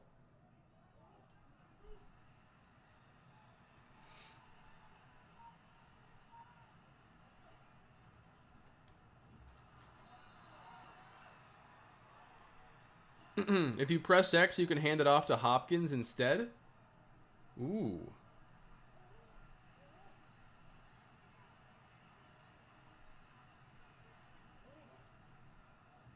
I was holding X there, and it didn't do the handoff. I would have scored if he did. I want to go into practice with that play.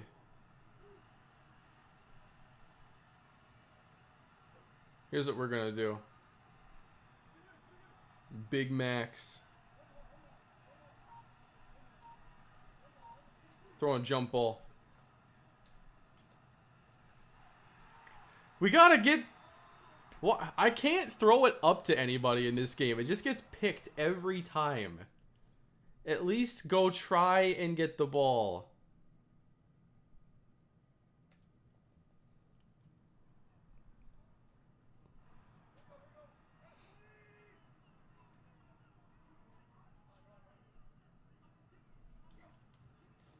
Derrick Henry. Oh, man. Yeah, playing against Derrick Henry has not been like playing against any other running back so far. The stiff arm is violent.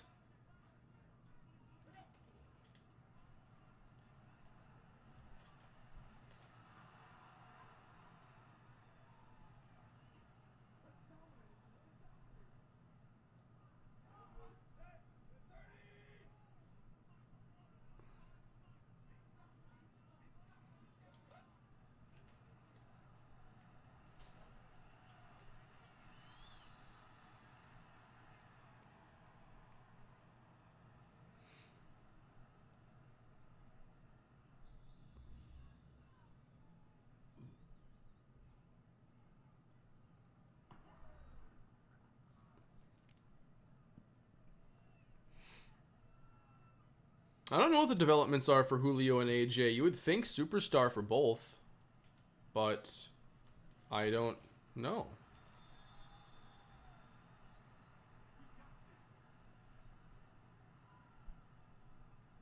Wish I had a few more like Rondale Moore plays in here. What else you got for screens? Okay. I like this one. Little RPO.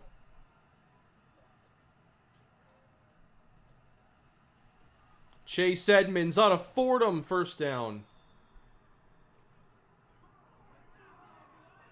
What else we got?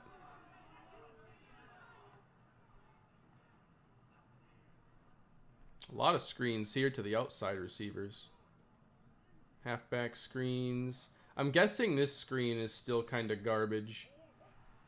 But I mean, they're playing off coverage. This is the look where you would want to run this if the play worked.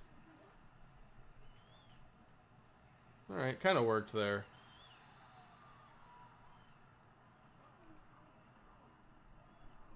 Unfortunately, a big part of it is being able to trust your receivers.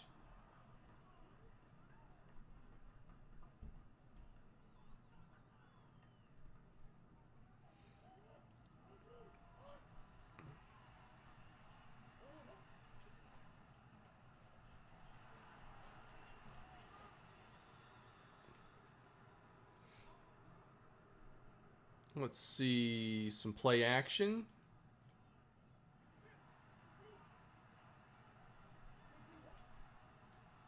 Got Kyler feeling fast on that roll out there. Daniels, touchdown.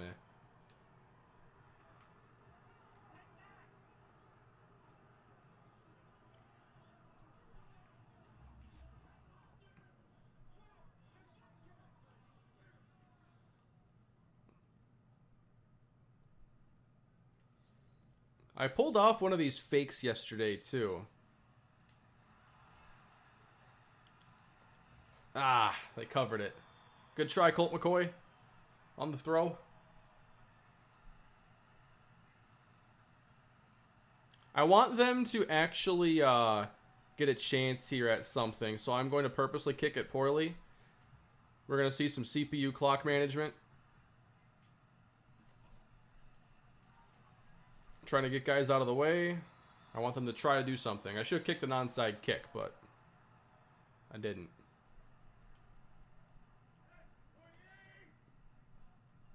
"51 seconds, all 3 timeouts. Tannehill deep, that's open. Josh Reynolds, yes, he's on the team.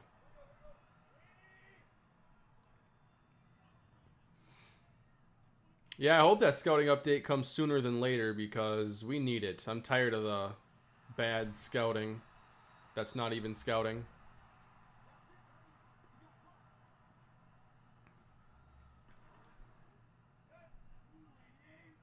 I've always been a Josh Reynolds guy.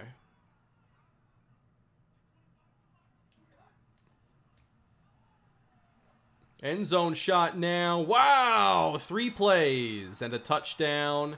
Julio. What I'm seeing in a lot of these contested situations, though, is one player going to the ball and the other player, like, just wanting the ball to come to him. Sometimes it's the DB, sometimes it's the receiver. Okay, he's kind of behind him there.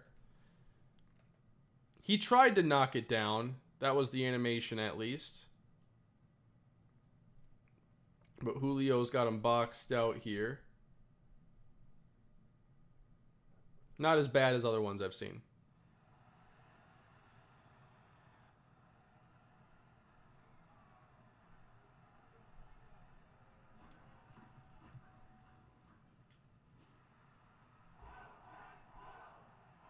Let's see what I can do in 35 seconds.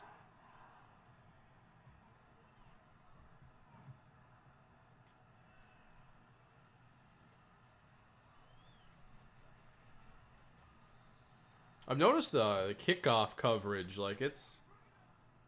Well, I guess I had a couple of ones I broke too. Maybe I don't know yet definitively. Are they blitzing? Nope.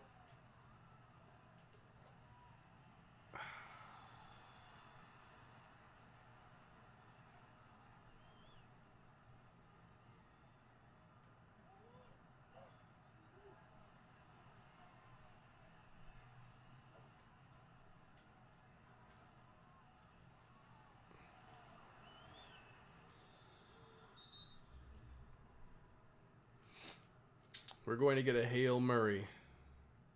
Hopefully. An attempt at least. I gotta get to like the 45 at least.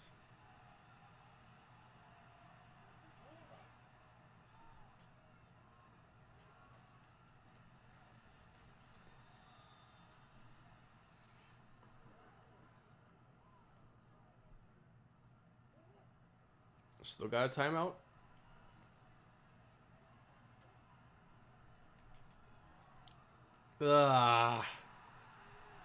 Ugly.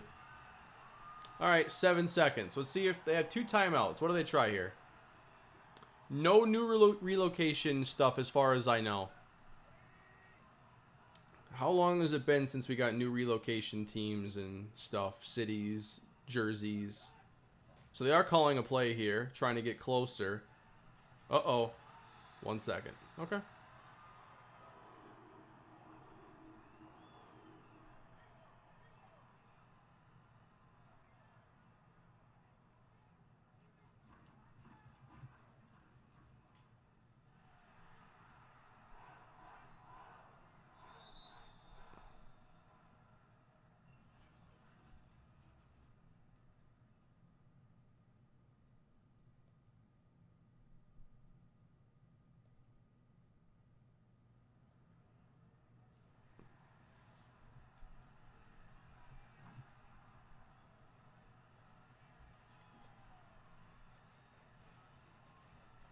Yeah, it feels like they get down there to cover kicks, though, real quick.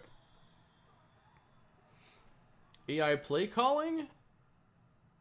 Oh, I think it's felt a little pass heavy. Haven't seen enough to really have a lot of takes on it yet.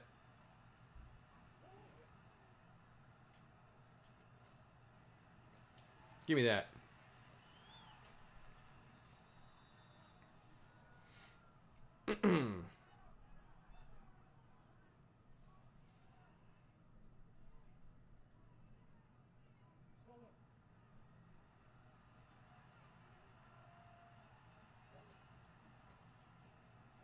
Nice lane opened up there. Stiff arm. Edmonds tripped up 17 yards.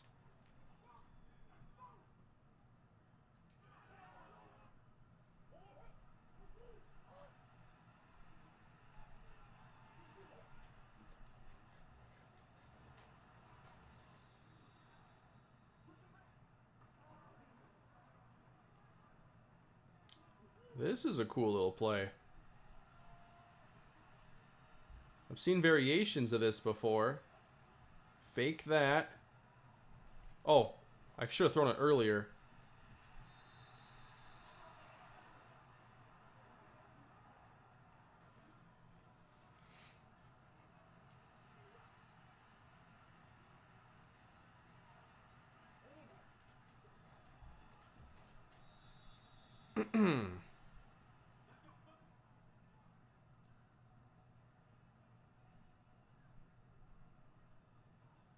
I just like this play too much.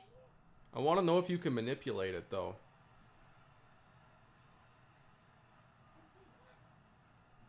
I don't think so. I think it's locked into being a handoff to Hopkins.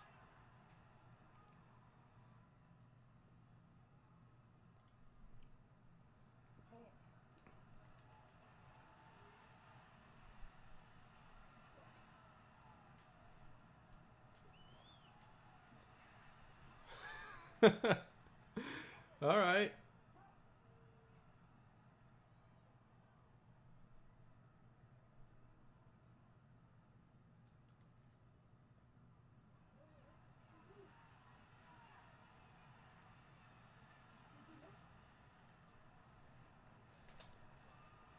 Ah.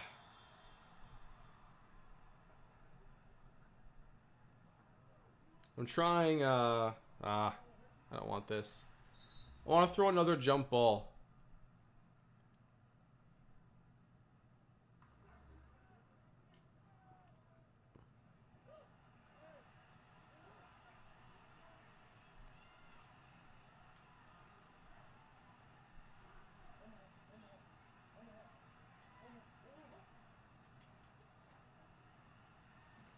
See? I know I didn't hit anything there, but what is Hopkins doing?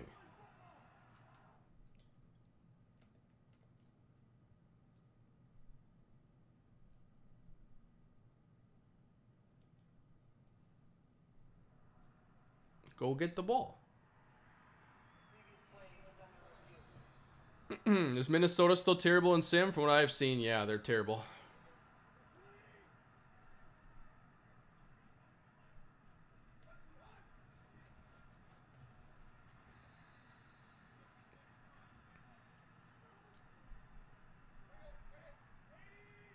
The simming has been weird. We just had the Panthers win the Super Bowl in the sim.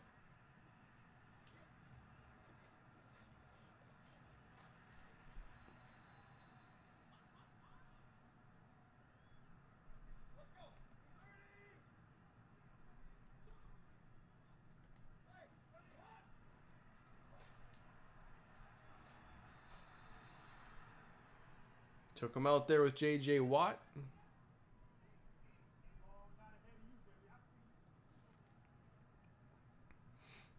What is my favorite team? I'm a Viking fan.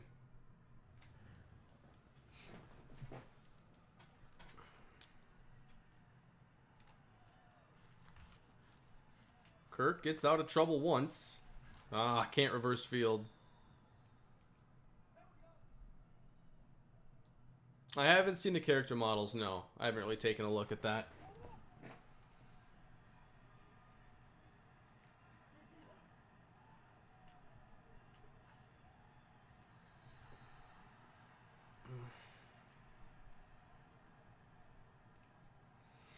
Thoughts on the Dolphins this year? I think they're in pretty decent shape. It's really just all about Tua's growth this year, though. I think that Patriots are going to be better. Bills aren't going anywhere. They're still really strong. The Jets should be better. So you need Tua to take a good step.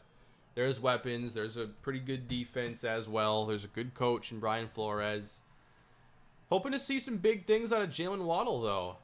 I don't think that it's a good situation for Will Fuller to be in now that he's there, but trade Will Fuller. Let him go to a different team that's not Green Bay, please. And I think it'll be fun to see how it all plays out because a lot of people are down on Tua. A drastic difference compared to perception around draft time.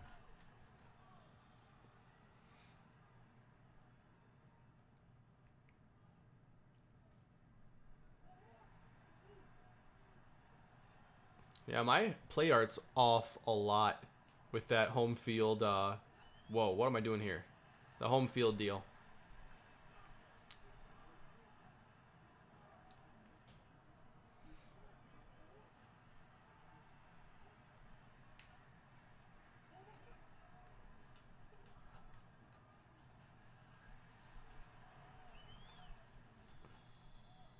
I like 61's effort out there, getting out in front, laying people out.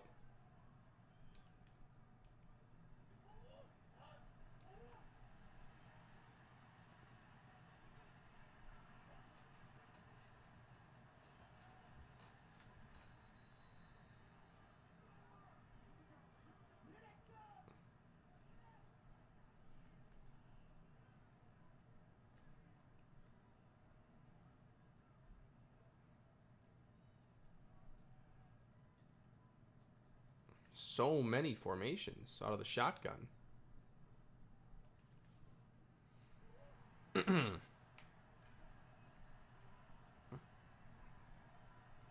I'm expecting the year 2 for Tua to be a lot better, but maybe we won't see the expected ceiling.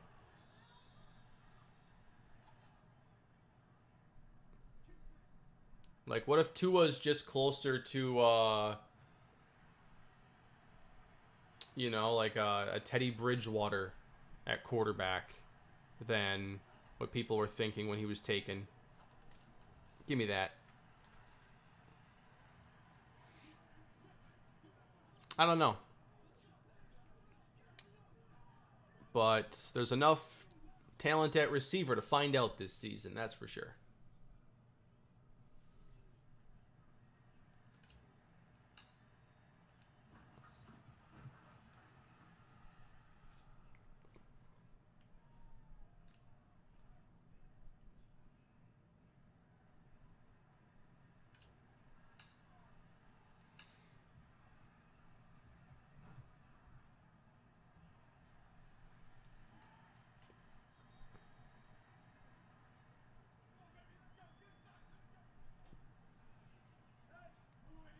College football revamp calling my name. Yeah. I would like to eventually mess around with that a little bit. That's open. Again, it's Julio.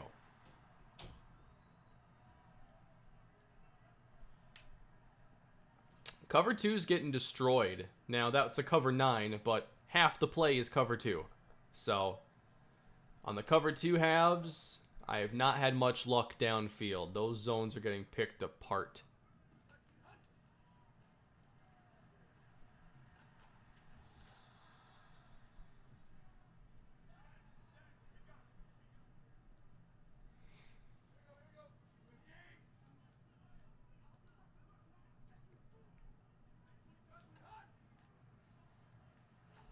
Again, getting downfield. We can't cover.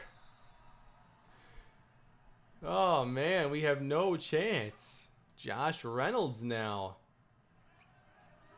I'm supposed to have, you know, a perfect setup there for protecting against the deep ball. We have Byron Murphy in the slot and the safety over the top. But, you know, Murphy's beat right there. Just falls behind. And then the safety, really slow getting over those deep blue zones.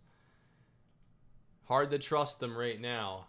Let's go back to cover 3. At least it's boundary corners for 2 of the 3 deeps. Oh boy.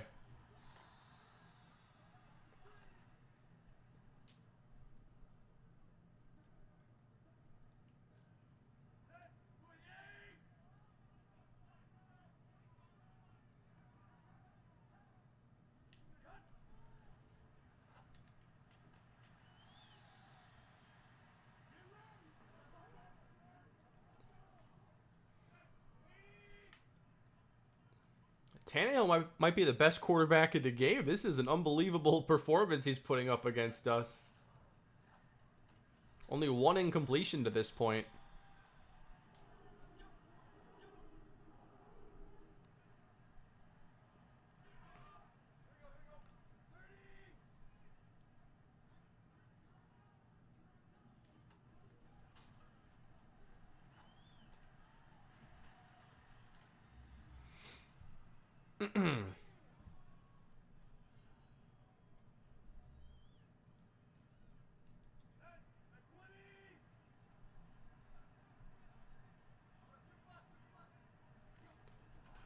Toss to the outside, and Henry gets downhill quickly. We'll call a timeout there. Saving time.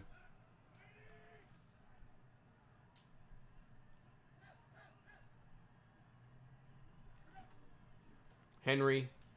Yeah. They've taken momentum and the lead. What's that big R2 on screen right now above the scoreboard?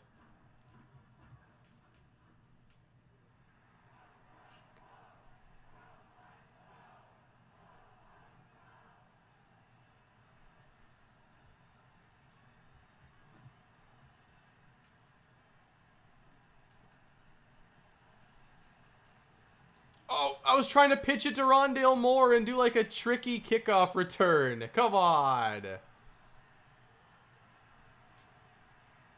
I wanted both those players to come over to Christian Kirk, and then I toss it to Rondale Moore, and he's got 2 less players to worry about. Why didn't it work? I'll try it again.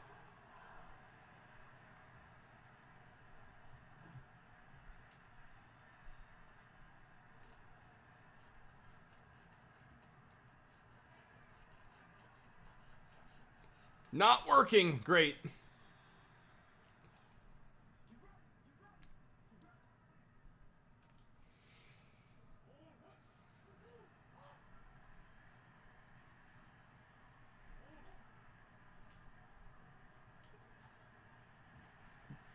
Whew.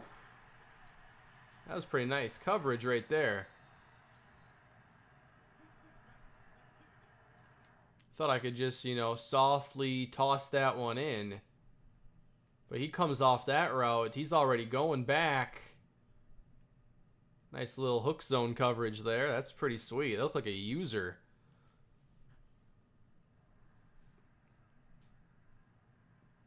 Let's see Henry here against the stacked box.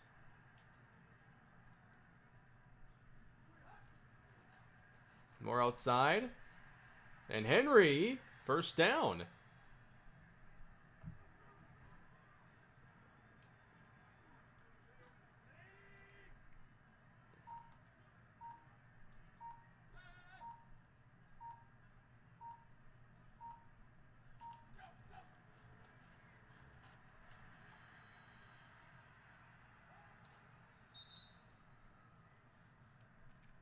How many yards is Dalvin going to get this year? If I had to give a prediction right now, oh, it's over. Give me Dalvin at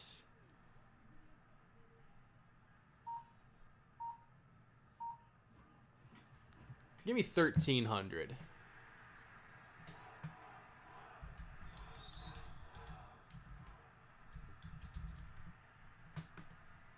He had 1557 last year.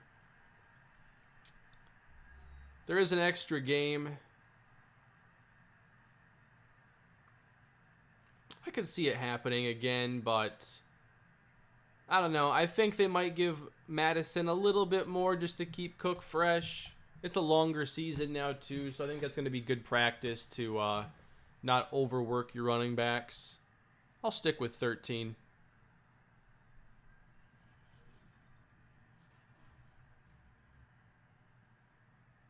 Oh, just rushing. Yeah, more with receiving, for sure. I mean, last year he flirted with 2,000 all-purpose.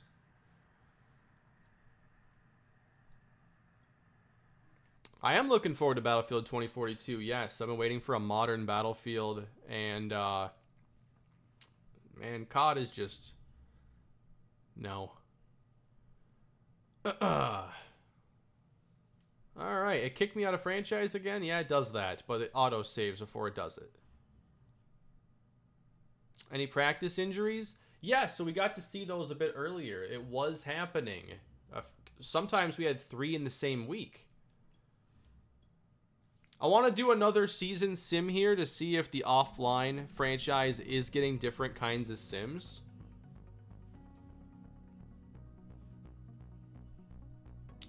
So let's do another one of these.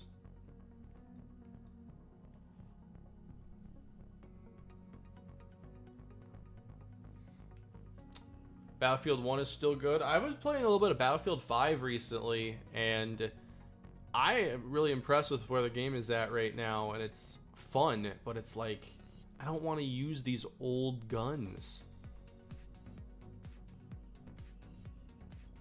with no customization.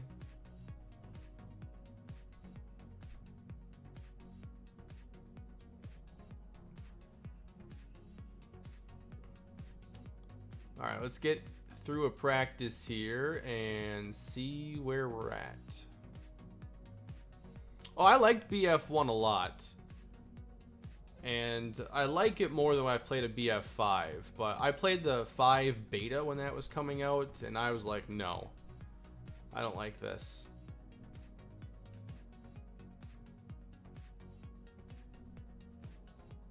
But it's like free on PS Plus right now, so I played it to get that Battlefield fixed a little bit. Nothing in that week of practice. How many hours of trial do I have? I'd imagine between 4 and 5.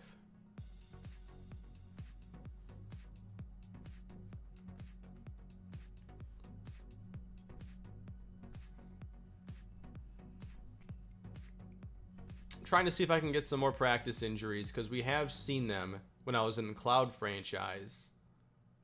But how long before one shows up here? Okay, back strain.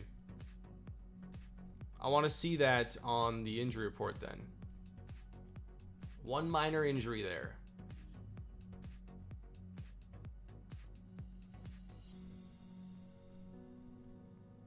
Yeah, I can show you the Trey Lance character model. So, Lecky Fotu got hurt in that practice, back strain. He's now going to miss a week.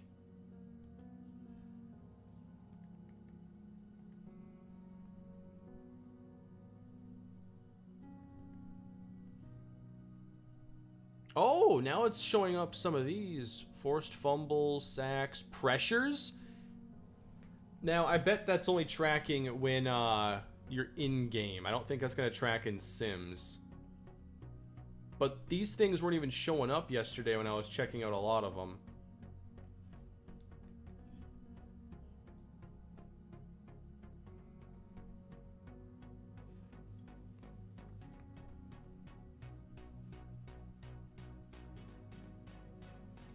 Let's go AJ Green. Let's go DeAndre Hopkins. Come on, stop giving me tutorials. You don't change enough things to have to teach me things like this. Air yards, targets, catch, yards after catch. Why is his air yards 0 though? That would mean that your every catch he had was at the line of scrimmage. Like, a lot of this isn't tracking properly. You can't have catches without being targeted. And unless you're catching them all at the line of scrimmage, not behind or in front, then you can't have 0.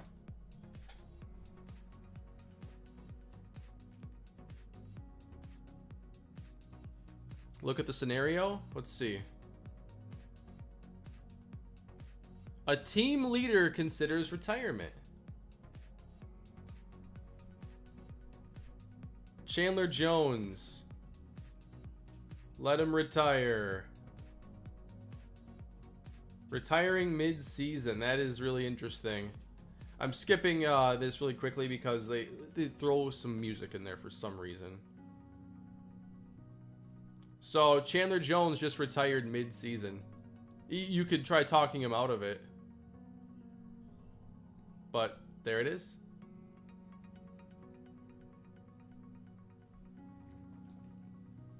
That is something new. Air yards being 0 sounds like Debo in 2020 with Jimmy G. Exactly. Oh, man.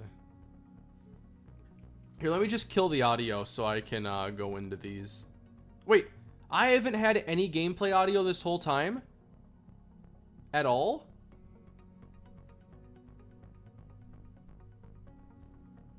I didn't realize that.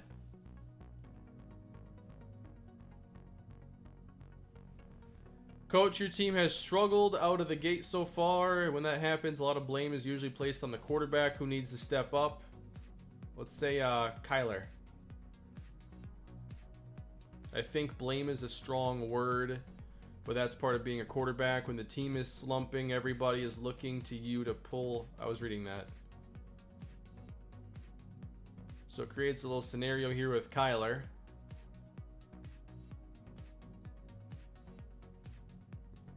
All right, let's sim the next game then and see the aftermath.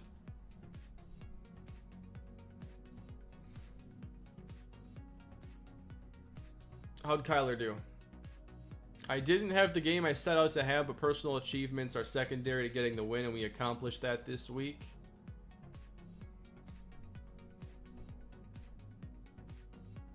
That's a great attitude to have, especially as one of the leaders on this team. Keep preaching that to the team, and we're going to go far. Kyler will have +5 medium and deep throw accuracy for the next game. So a little 1 week boost there after, you know, kind of getting called out for that week and playing well.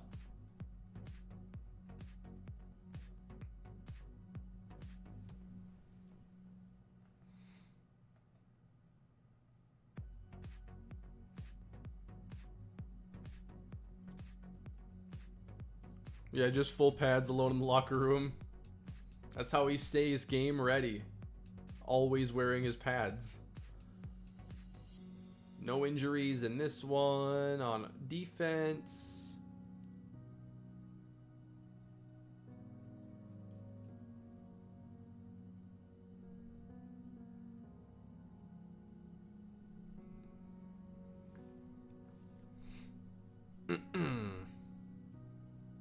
Oh, what were his stats in that game? Yeah, that's a good point. The goal was 3 touchdowns. I'm guessing he just didn't have 3 touchdowns in this game.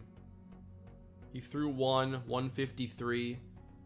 Yeah, the numbers aren't anything special, but it was efficient.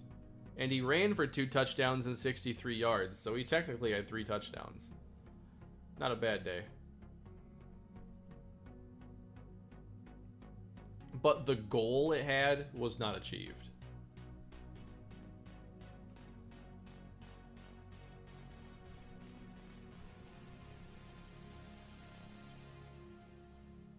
Trying to see more injuries in practice. I want to know the most a player can miss.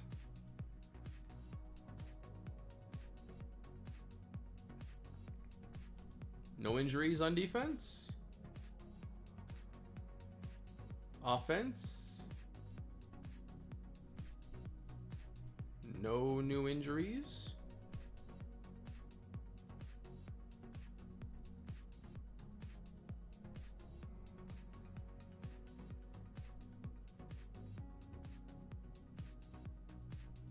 We got a couple more things here. We have a breakout.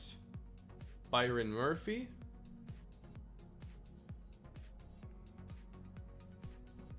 We're used to those kind of breakouts.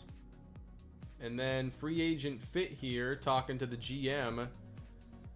Where can we be better? Defense.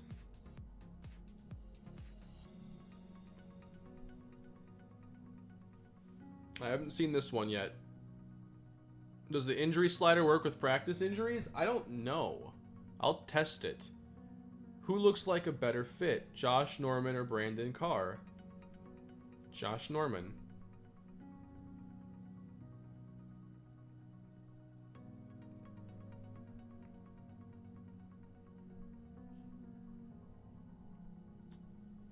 So it's just kind of a little segment here that can lead to signing a player or not.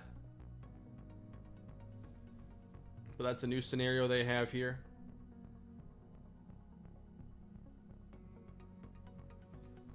Cardinals have signed Josh Norman.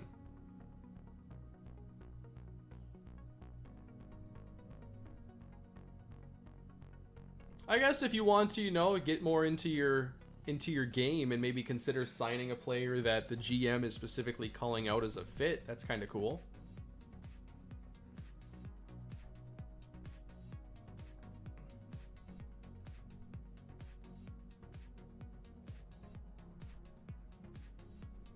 After this week, I will up injuries to 100 and just see if practice gets more intense.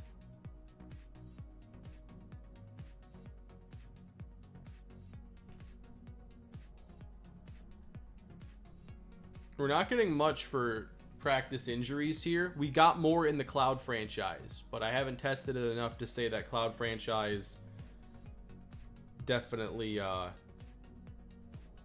leads to more. Why are the menus this slow?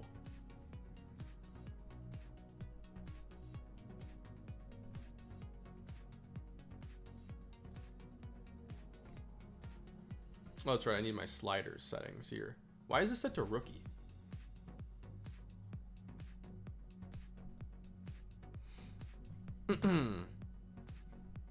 On my way to the Phillies game right now. Have fun, Connor. Zach Wheeler's on the mound. Yeah, he's usually pretty solid. Who the Phillies got today?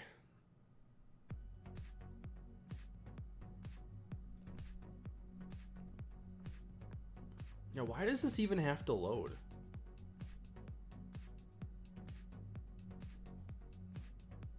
How is Face of the Franchise? I've considered checking that out.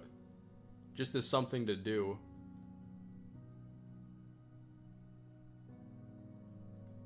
Play the Reds. Reds got to go on a roll if they want any chance of catching Milwaukee, and I'm not sure they can do it.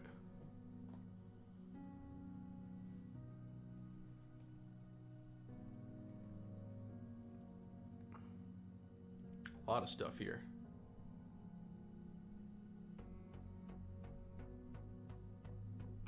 Let's go weekly strategy again. Go into the Cards and Cowboys preseason game tonight. That should be pretty cool. It's really not that great. Bad, boring. It's tolerable, but gets boring after a little while. We got an injury here. A high ankle sprain, plus 10 fatigue. That's for Christian Kirk.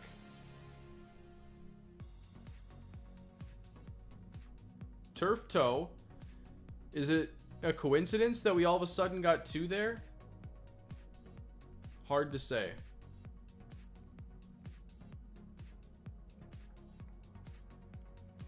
But that's a 1-week injury and a 1-week injury.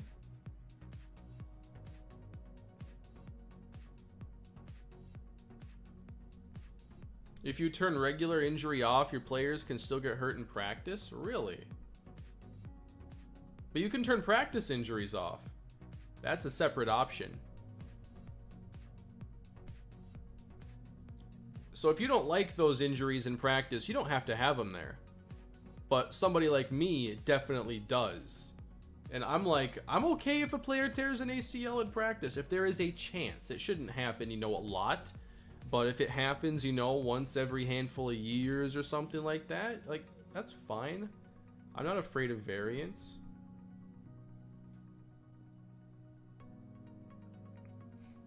High ankle sprain. So, we just simmed twice at 100 injuries, and we have 3 injuries in practice. I wonder if that setting is going to impact practice. It may. Don't know yet.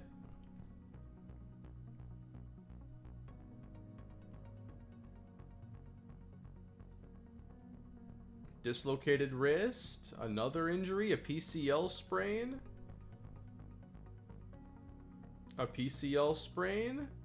That's 3 sims and 7 injuries.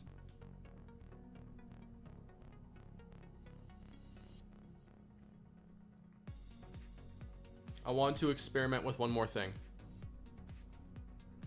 Now I'm going to jack fatigue to 100. See what happens.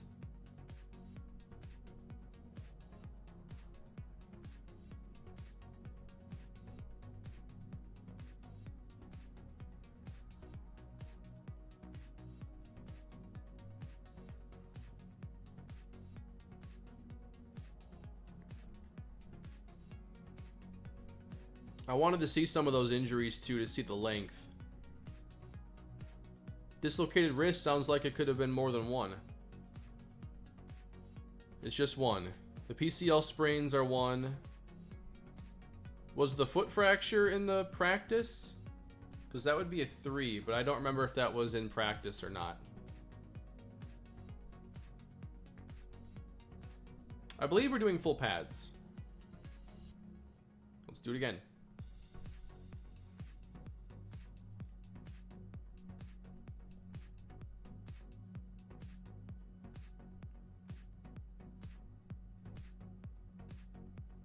Yeah, full pads for the starters. And this is what my issue is here too with the fatigue. Like, okay, you put this in the game, but like everybody's like basically good to go. I'm not having to decide, you know, do I give a player a week off because his fatigue stinks?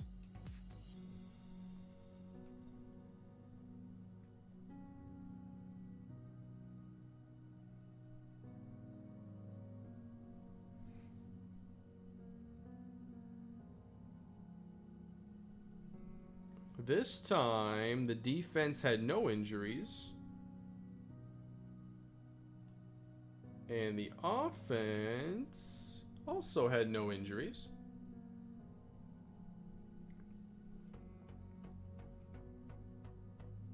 Oh, they absolutely give players weeks off. That's why, like, a lot of running backs will miss, like, 2 games a year. Like, you know, that's why guys are questionable.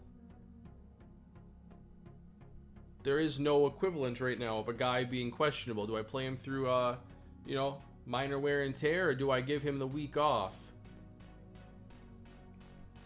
You know, he's dealing with a hamstring right now. He's got -4 speed, -3 agility, -2 acceleration, and there's a higher risk of further injury. Do you play him? Where's that?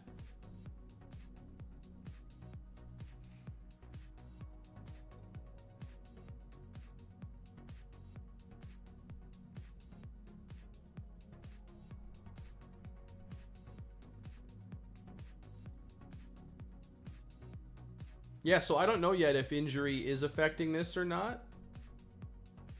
The setting. We had a bunch there for a while, and now suddenly none.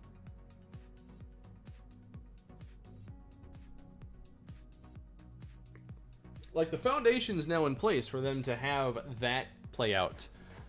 Where guys are banged up, and it's like head coach, where you're deciding, you know, does a player play? Maybe you play him, and you keep him on a snap count.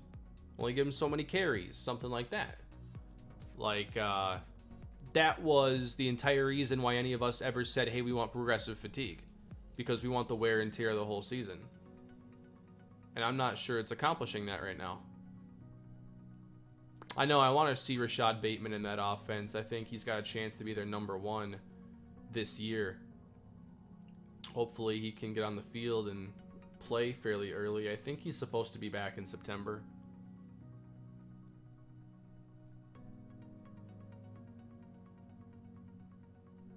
We had one injury this time around. It was the PCL, right? The 1 week? The ACL sprain. Okay.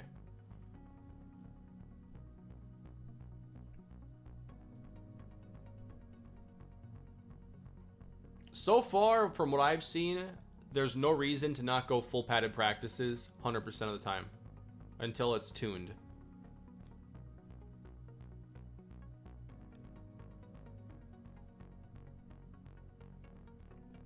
Does the refresh or the fatigue refresh week to week and only lowers right after practice? I don't know if it shows fatigue recovery for anybody. Like, that would be really good information to see, like, this player lost 20 from playing, but now with the days off, he's gotten 17 of it back.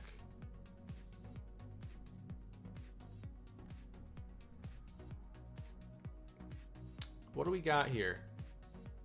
We have some ratings going down for Hopkins. Not much. And I don't think it's morale.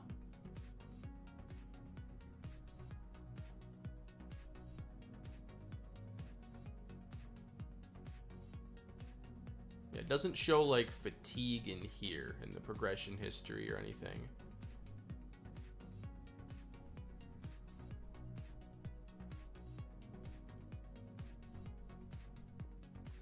I'm curious about what's knocking these ratings down, though.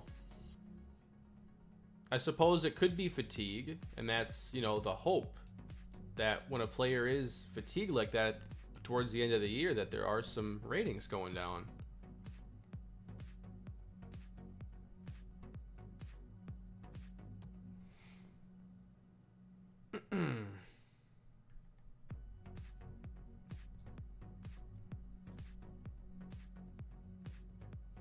We have morale putting his ratings down here. 39 morale is impacting his overall. Okay.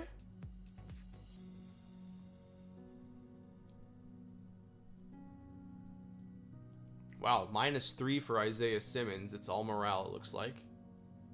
His morale is 43. So I think that they got a bit more aggressive with the morale being a factor. Because before, like, it just, you'd have to move it so far for it to make a difference. So, like, low morale was never a concern. But, like, 43, you start at 50, you can get to 43 just by losing a handful of games. I mean, in this week, because they allowed so many rushing yards and they lost by over 3 touchdowns, he lost 4 morale. Now, because he had 10, he got one of those back.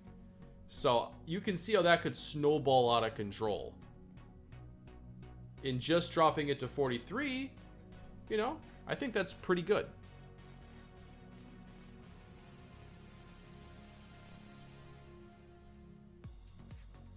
That makes me want to go to Minnesota here because that team is always terrible in sim. Or I can just switch over to whoever is the worst team in the league because I want to see their players' morale.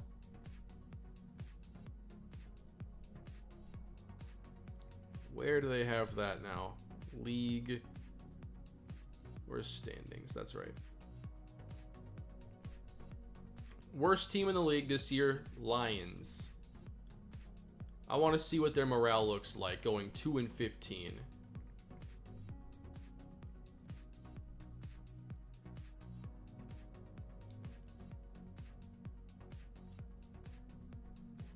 And I will take over as the owner to show you like firing the head coach.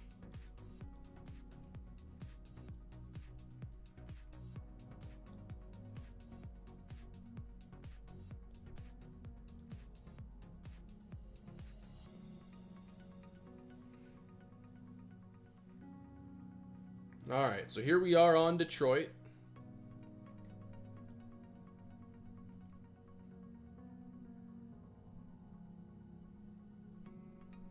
We do have some players with negatives. The most is Jared Goff with -4.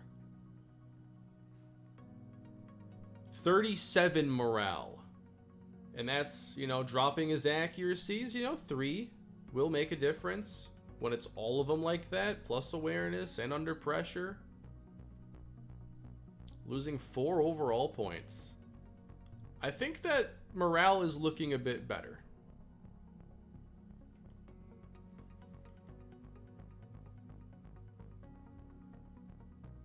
You know, if they can get this stuff tracked properly, that's going to be really cool data. But I don't think simming is going to work right now. I'm interested if you played a bunch of games, how the data would look.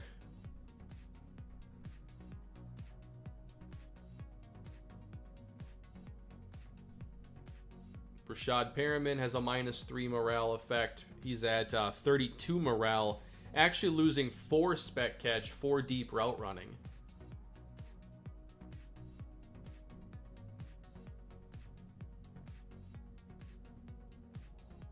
Yeah, accuracy going down, not power. They should not be dropping physical skills, and they're not. They're dropping football skills.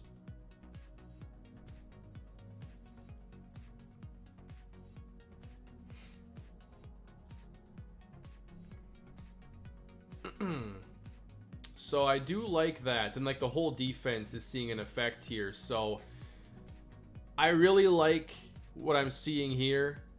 This is what morale looks like on a losing team. Everybody's like a little bit worse.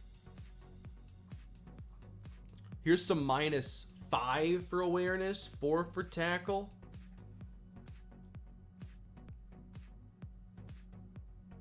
Now, he's still got the same pass rushing abilities. What was his morale? Let's say 20? 29.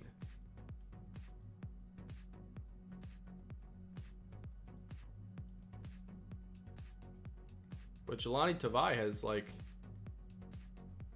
50 is giving him +1 right now. Interesting. Getting one little rating boost.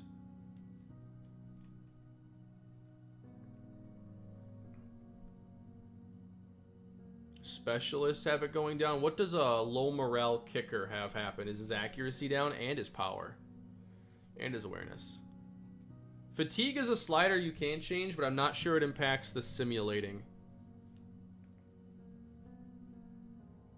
Hard to say.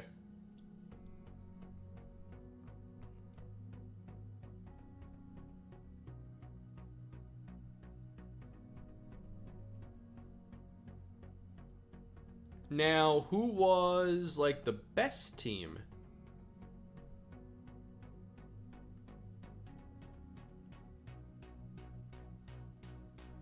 Cleveland. We're going to go with the Cowboys because they're on a 5-game winning streak and they put up 500+ points. Let's switch to Dallas now and see what their positive morale looks like.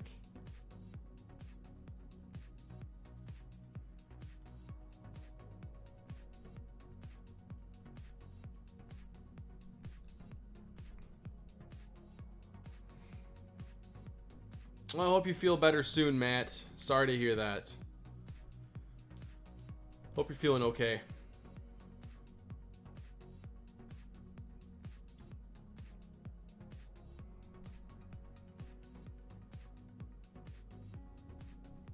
I don't think there's any differences with expansion from what people in chat have been telling me. So Zeke has +3. And that is with 99 morale. This is max morale right now for Elliott. Not a lot of boosts. I would actually expect a bit more for 99. But I think more so, bad morale should really hurt. I think that really bad morale should have more of an effect than really good morale.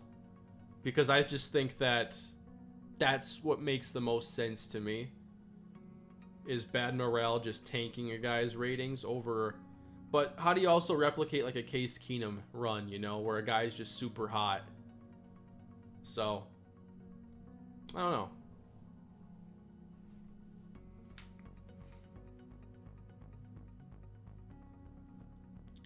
Let's see what Dak's morale is at. 81. Getting accuracy boosts. That's pretty good. I want to see fatigue effects, though. That's my main thing.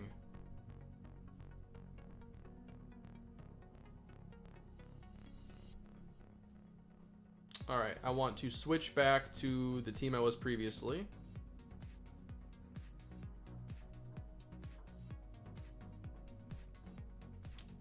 Because I want to show what happens when you can fire your staff. So now I can fire Dan Campbell. So we'll fire him. And then you can just hire a head coach anytime, and there's no negotiating or wondering if he goes to a different team.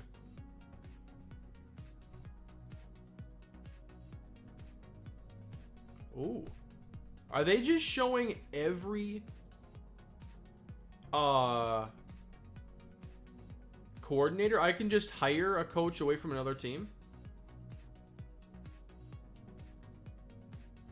And I can hire internally. I just put our defensive coordinator as head coach. Now I'm going to fire him.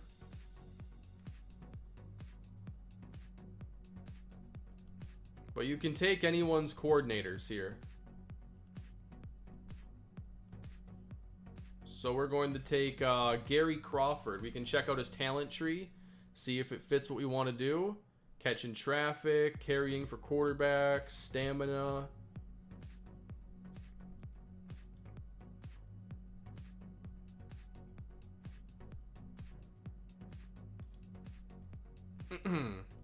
This is not how I wanted my Lions to be played on the channel, Kane. Sorry, it's for science.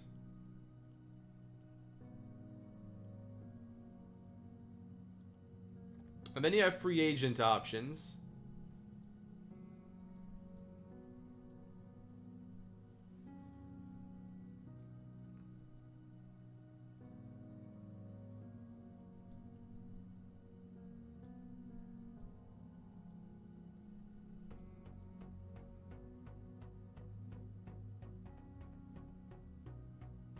So that's how that works.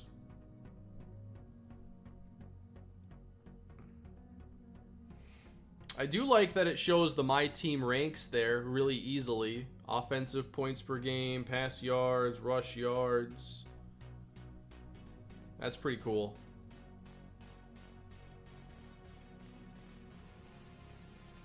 Nice time saver, because I'm always wanting to know that stuff.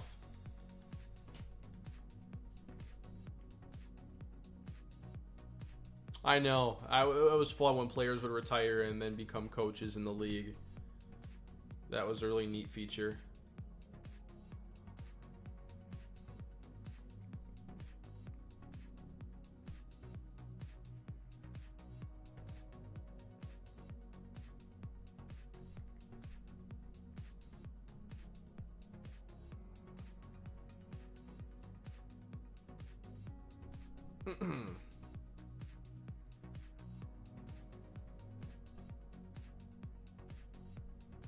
I just wanted to see what it would look like with good stats there. So you can see here, Dallas, number 4 in scoring, number 1 in rushing, number 5 in rush defense. Last in pass defense. Wait. 220 defensive pass yards a game would be really good. Are they tracking that in reverse order? Because that would be like number 1.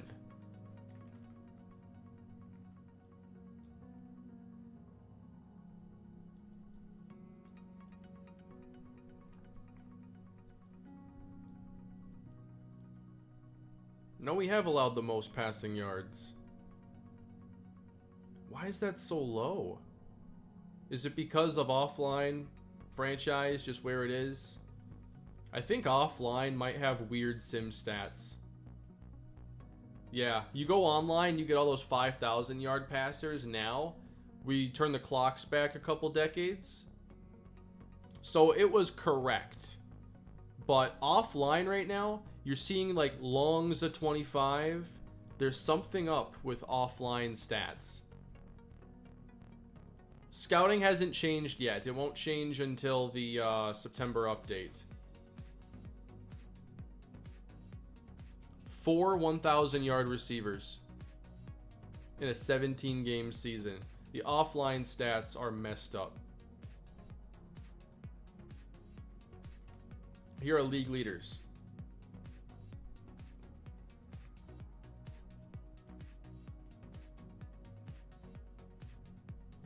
That doesn't happen online, from what I've seen.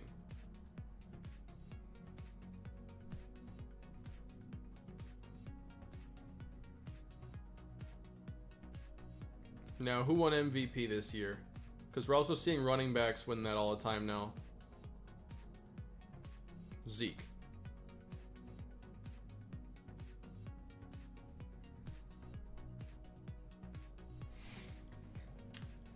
Alright, so that is another look at Madden 22. I think my initial impressions still hold. I think that Madden 21 is a more polished game on the field. This game has some issues to take care of, both on the field and with bugs in the menus and sim stats. And I think there needs to be some tuning done to progressive fatigue. This game needs some patches, that's for sure. I think Madden 21 right now is still a better game on the field. That hasn't changed for me today. There were some things that I liked, but as a whole, give me 21's gameplay and where it is right now.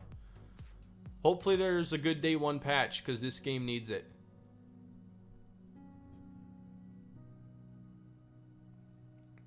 But that is going to do it for the stream, everybody. I'm going to find something else to work on today. I don't know what it's going to be yet. I might even play some more of the show. But I'll see what's left of my trial. And then basically go from there. But I hope you all enjoyed the stream today as we check out more of Madden 22. Let me see how much time I have left on my trial to get gameplay over the weekend. I have 3.5 hours. We'll see what I do with it. I might do a Rule 5 draft video. Definitely gonna do one this weekend. Yeah. But I have a video going up on the second channel here. Give me like 10-15 minutes or so and I'll have that posted. And I'll try to get some more Madden 22 content your way as soon as possible. Thank you for all the support today. Please leave a like and subscribe to the channel. Check out my second channel, MrHurriicane LP. And I'll see you all in the next one. Have a great day.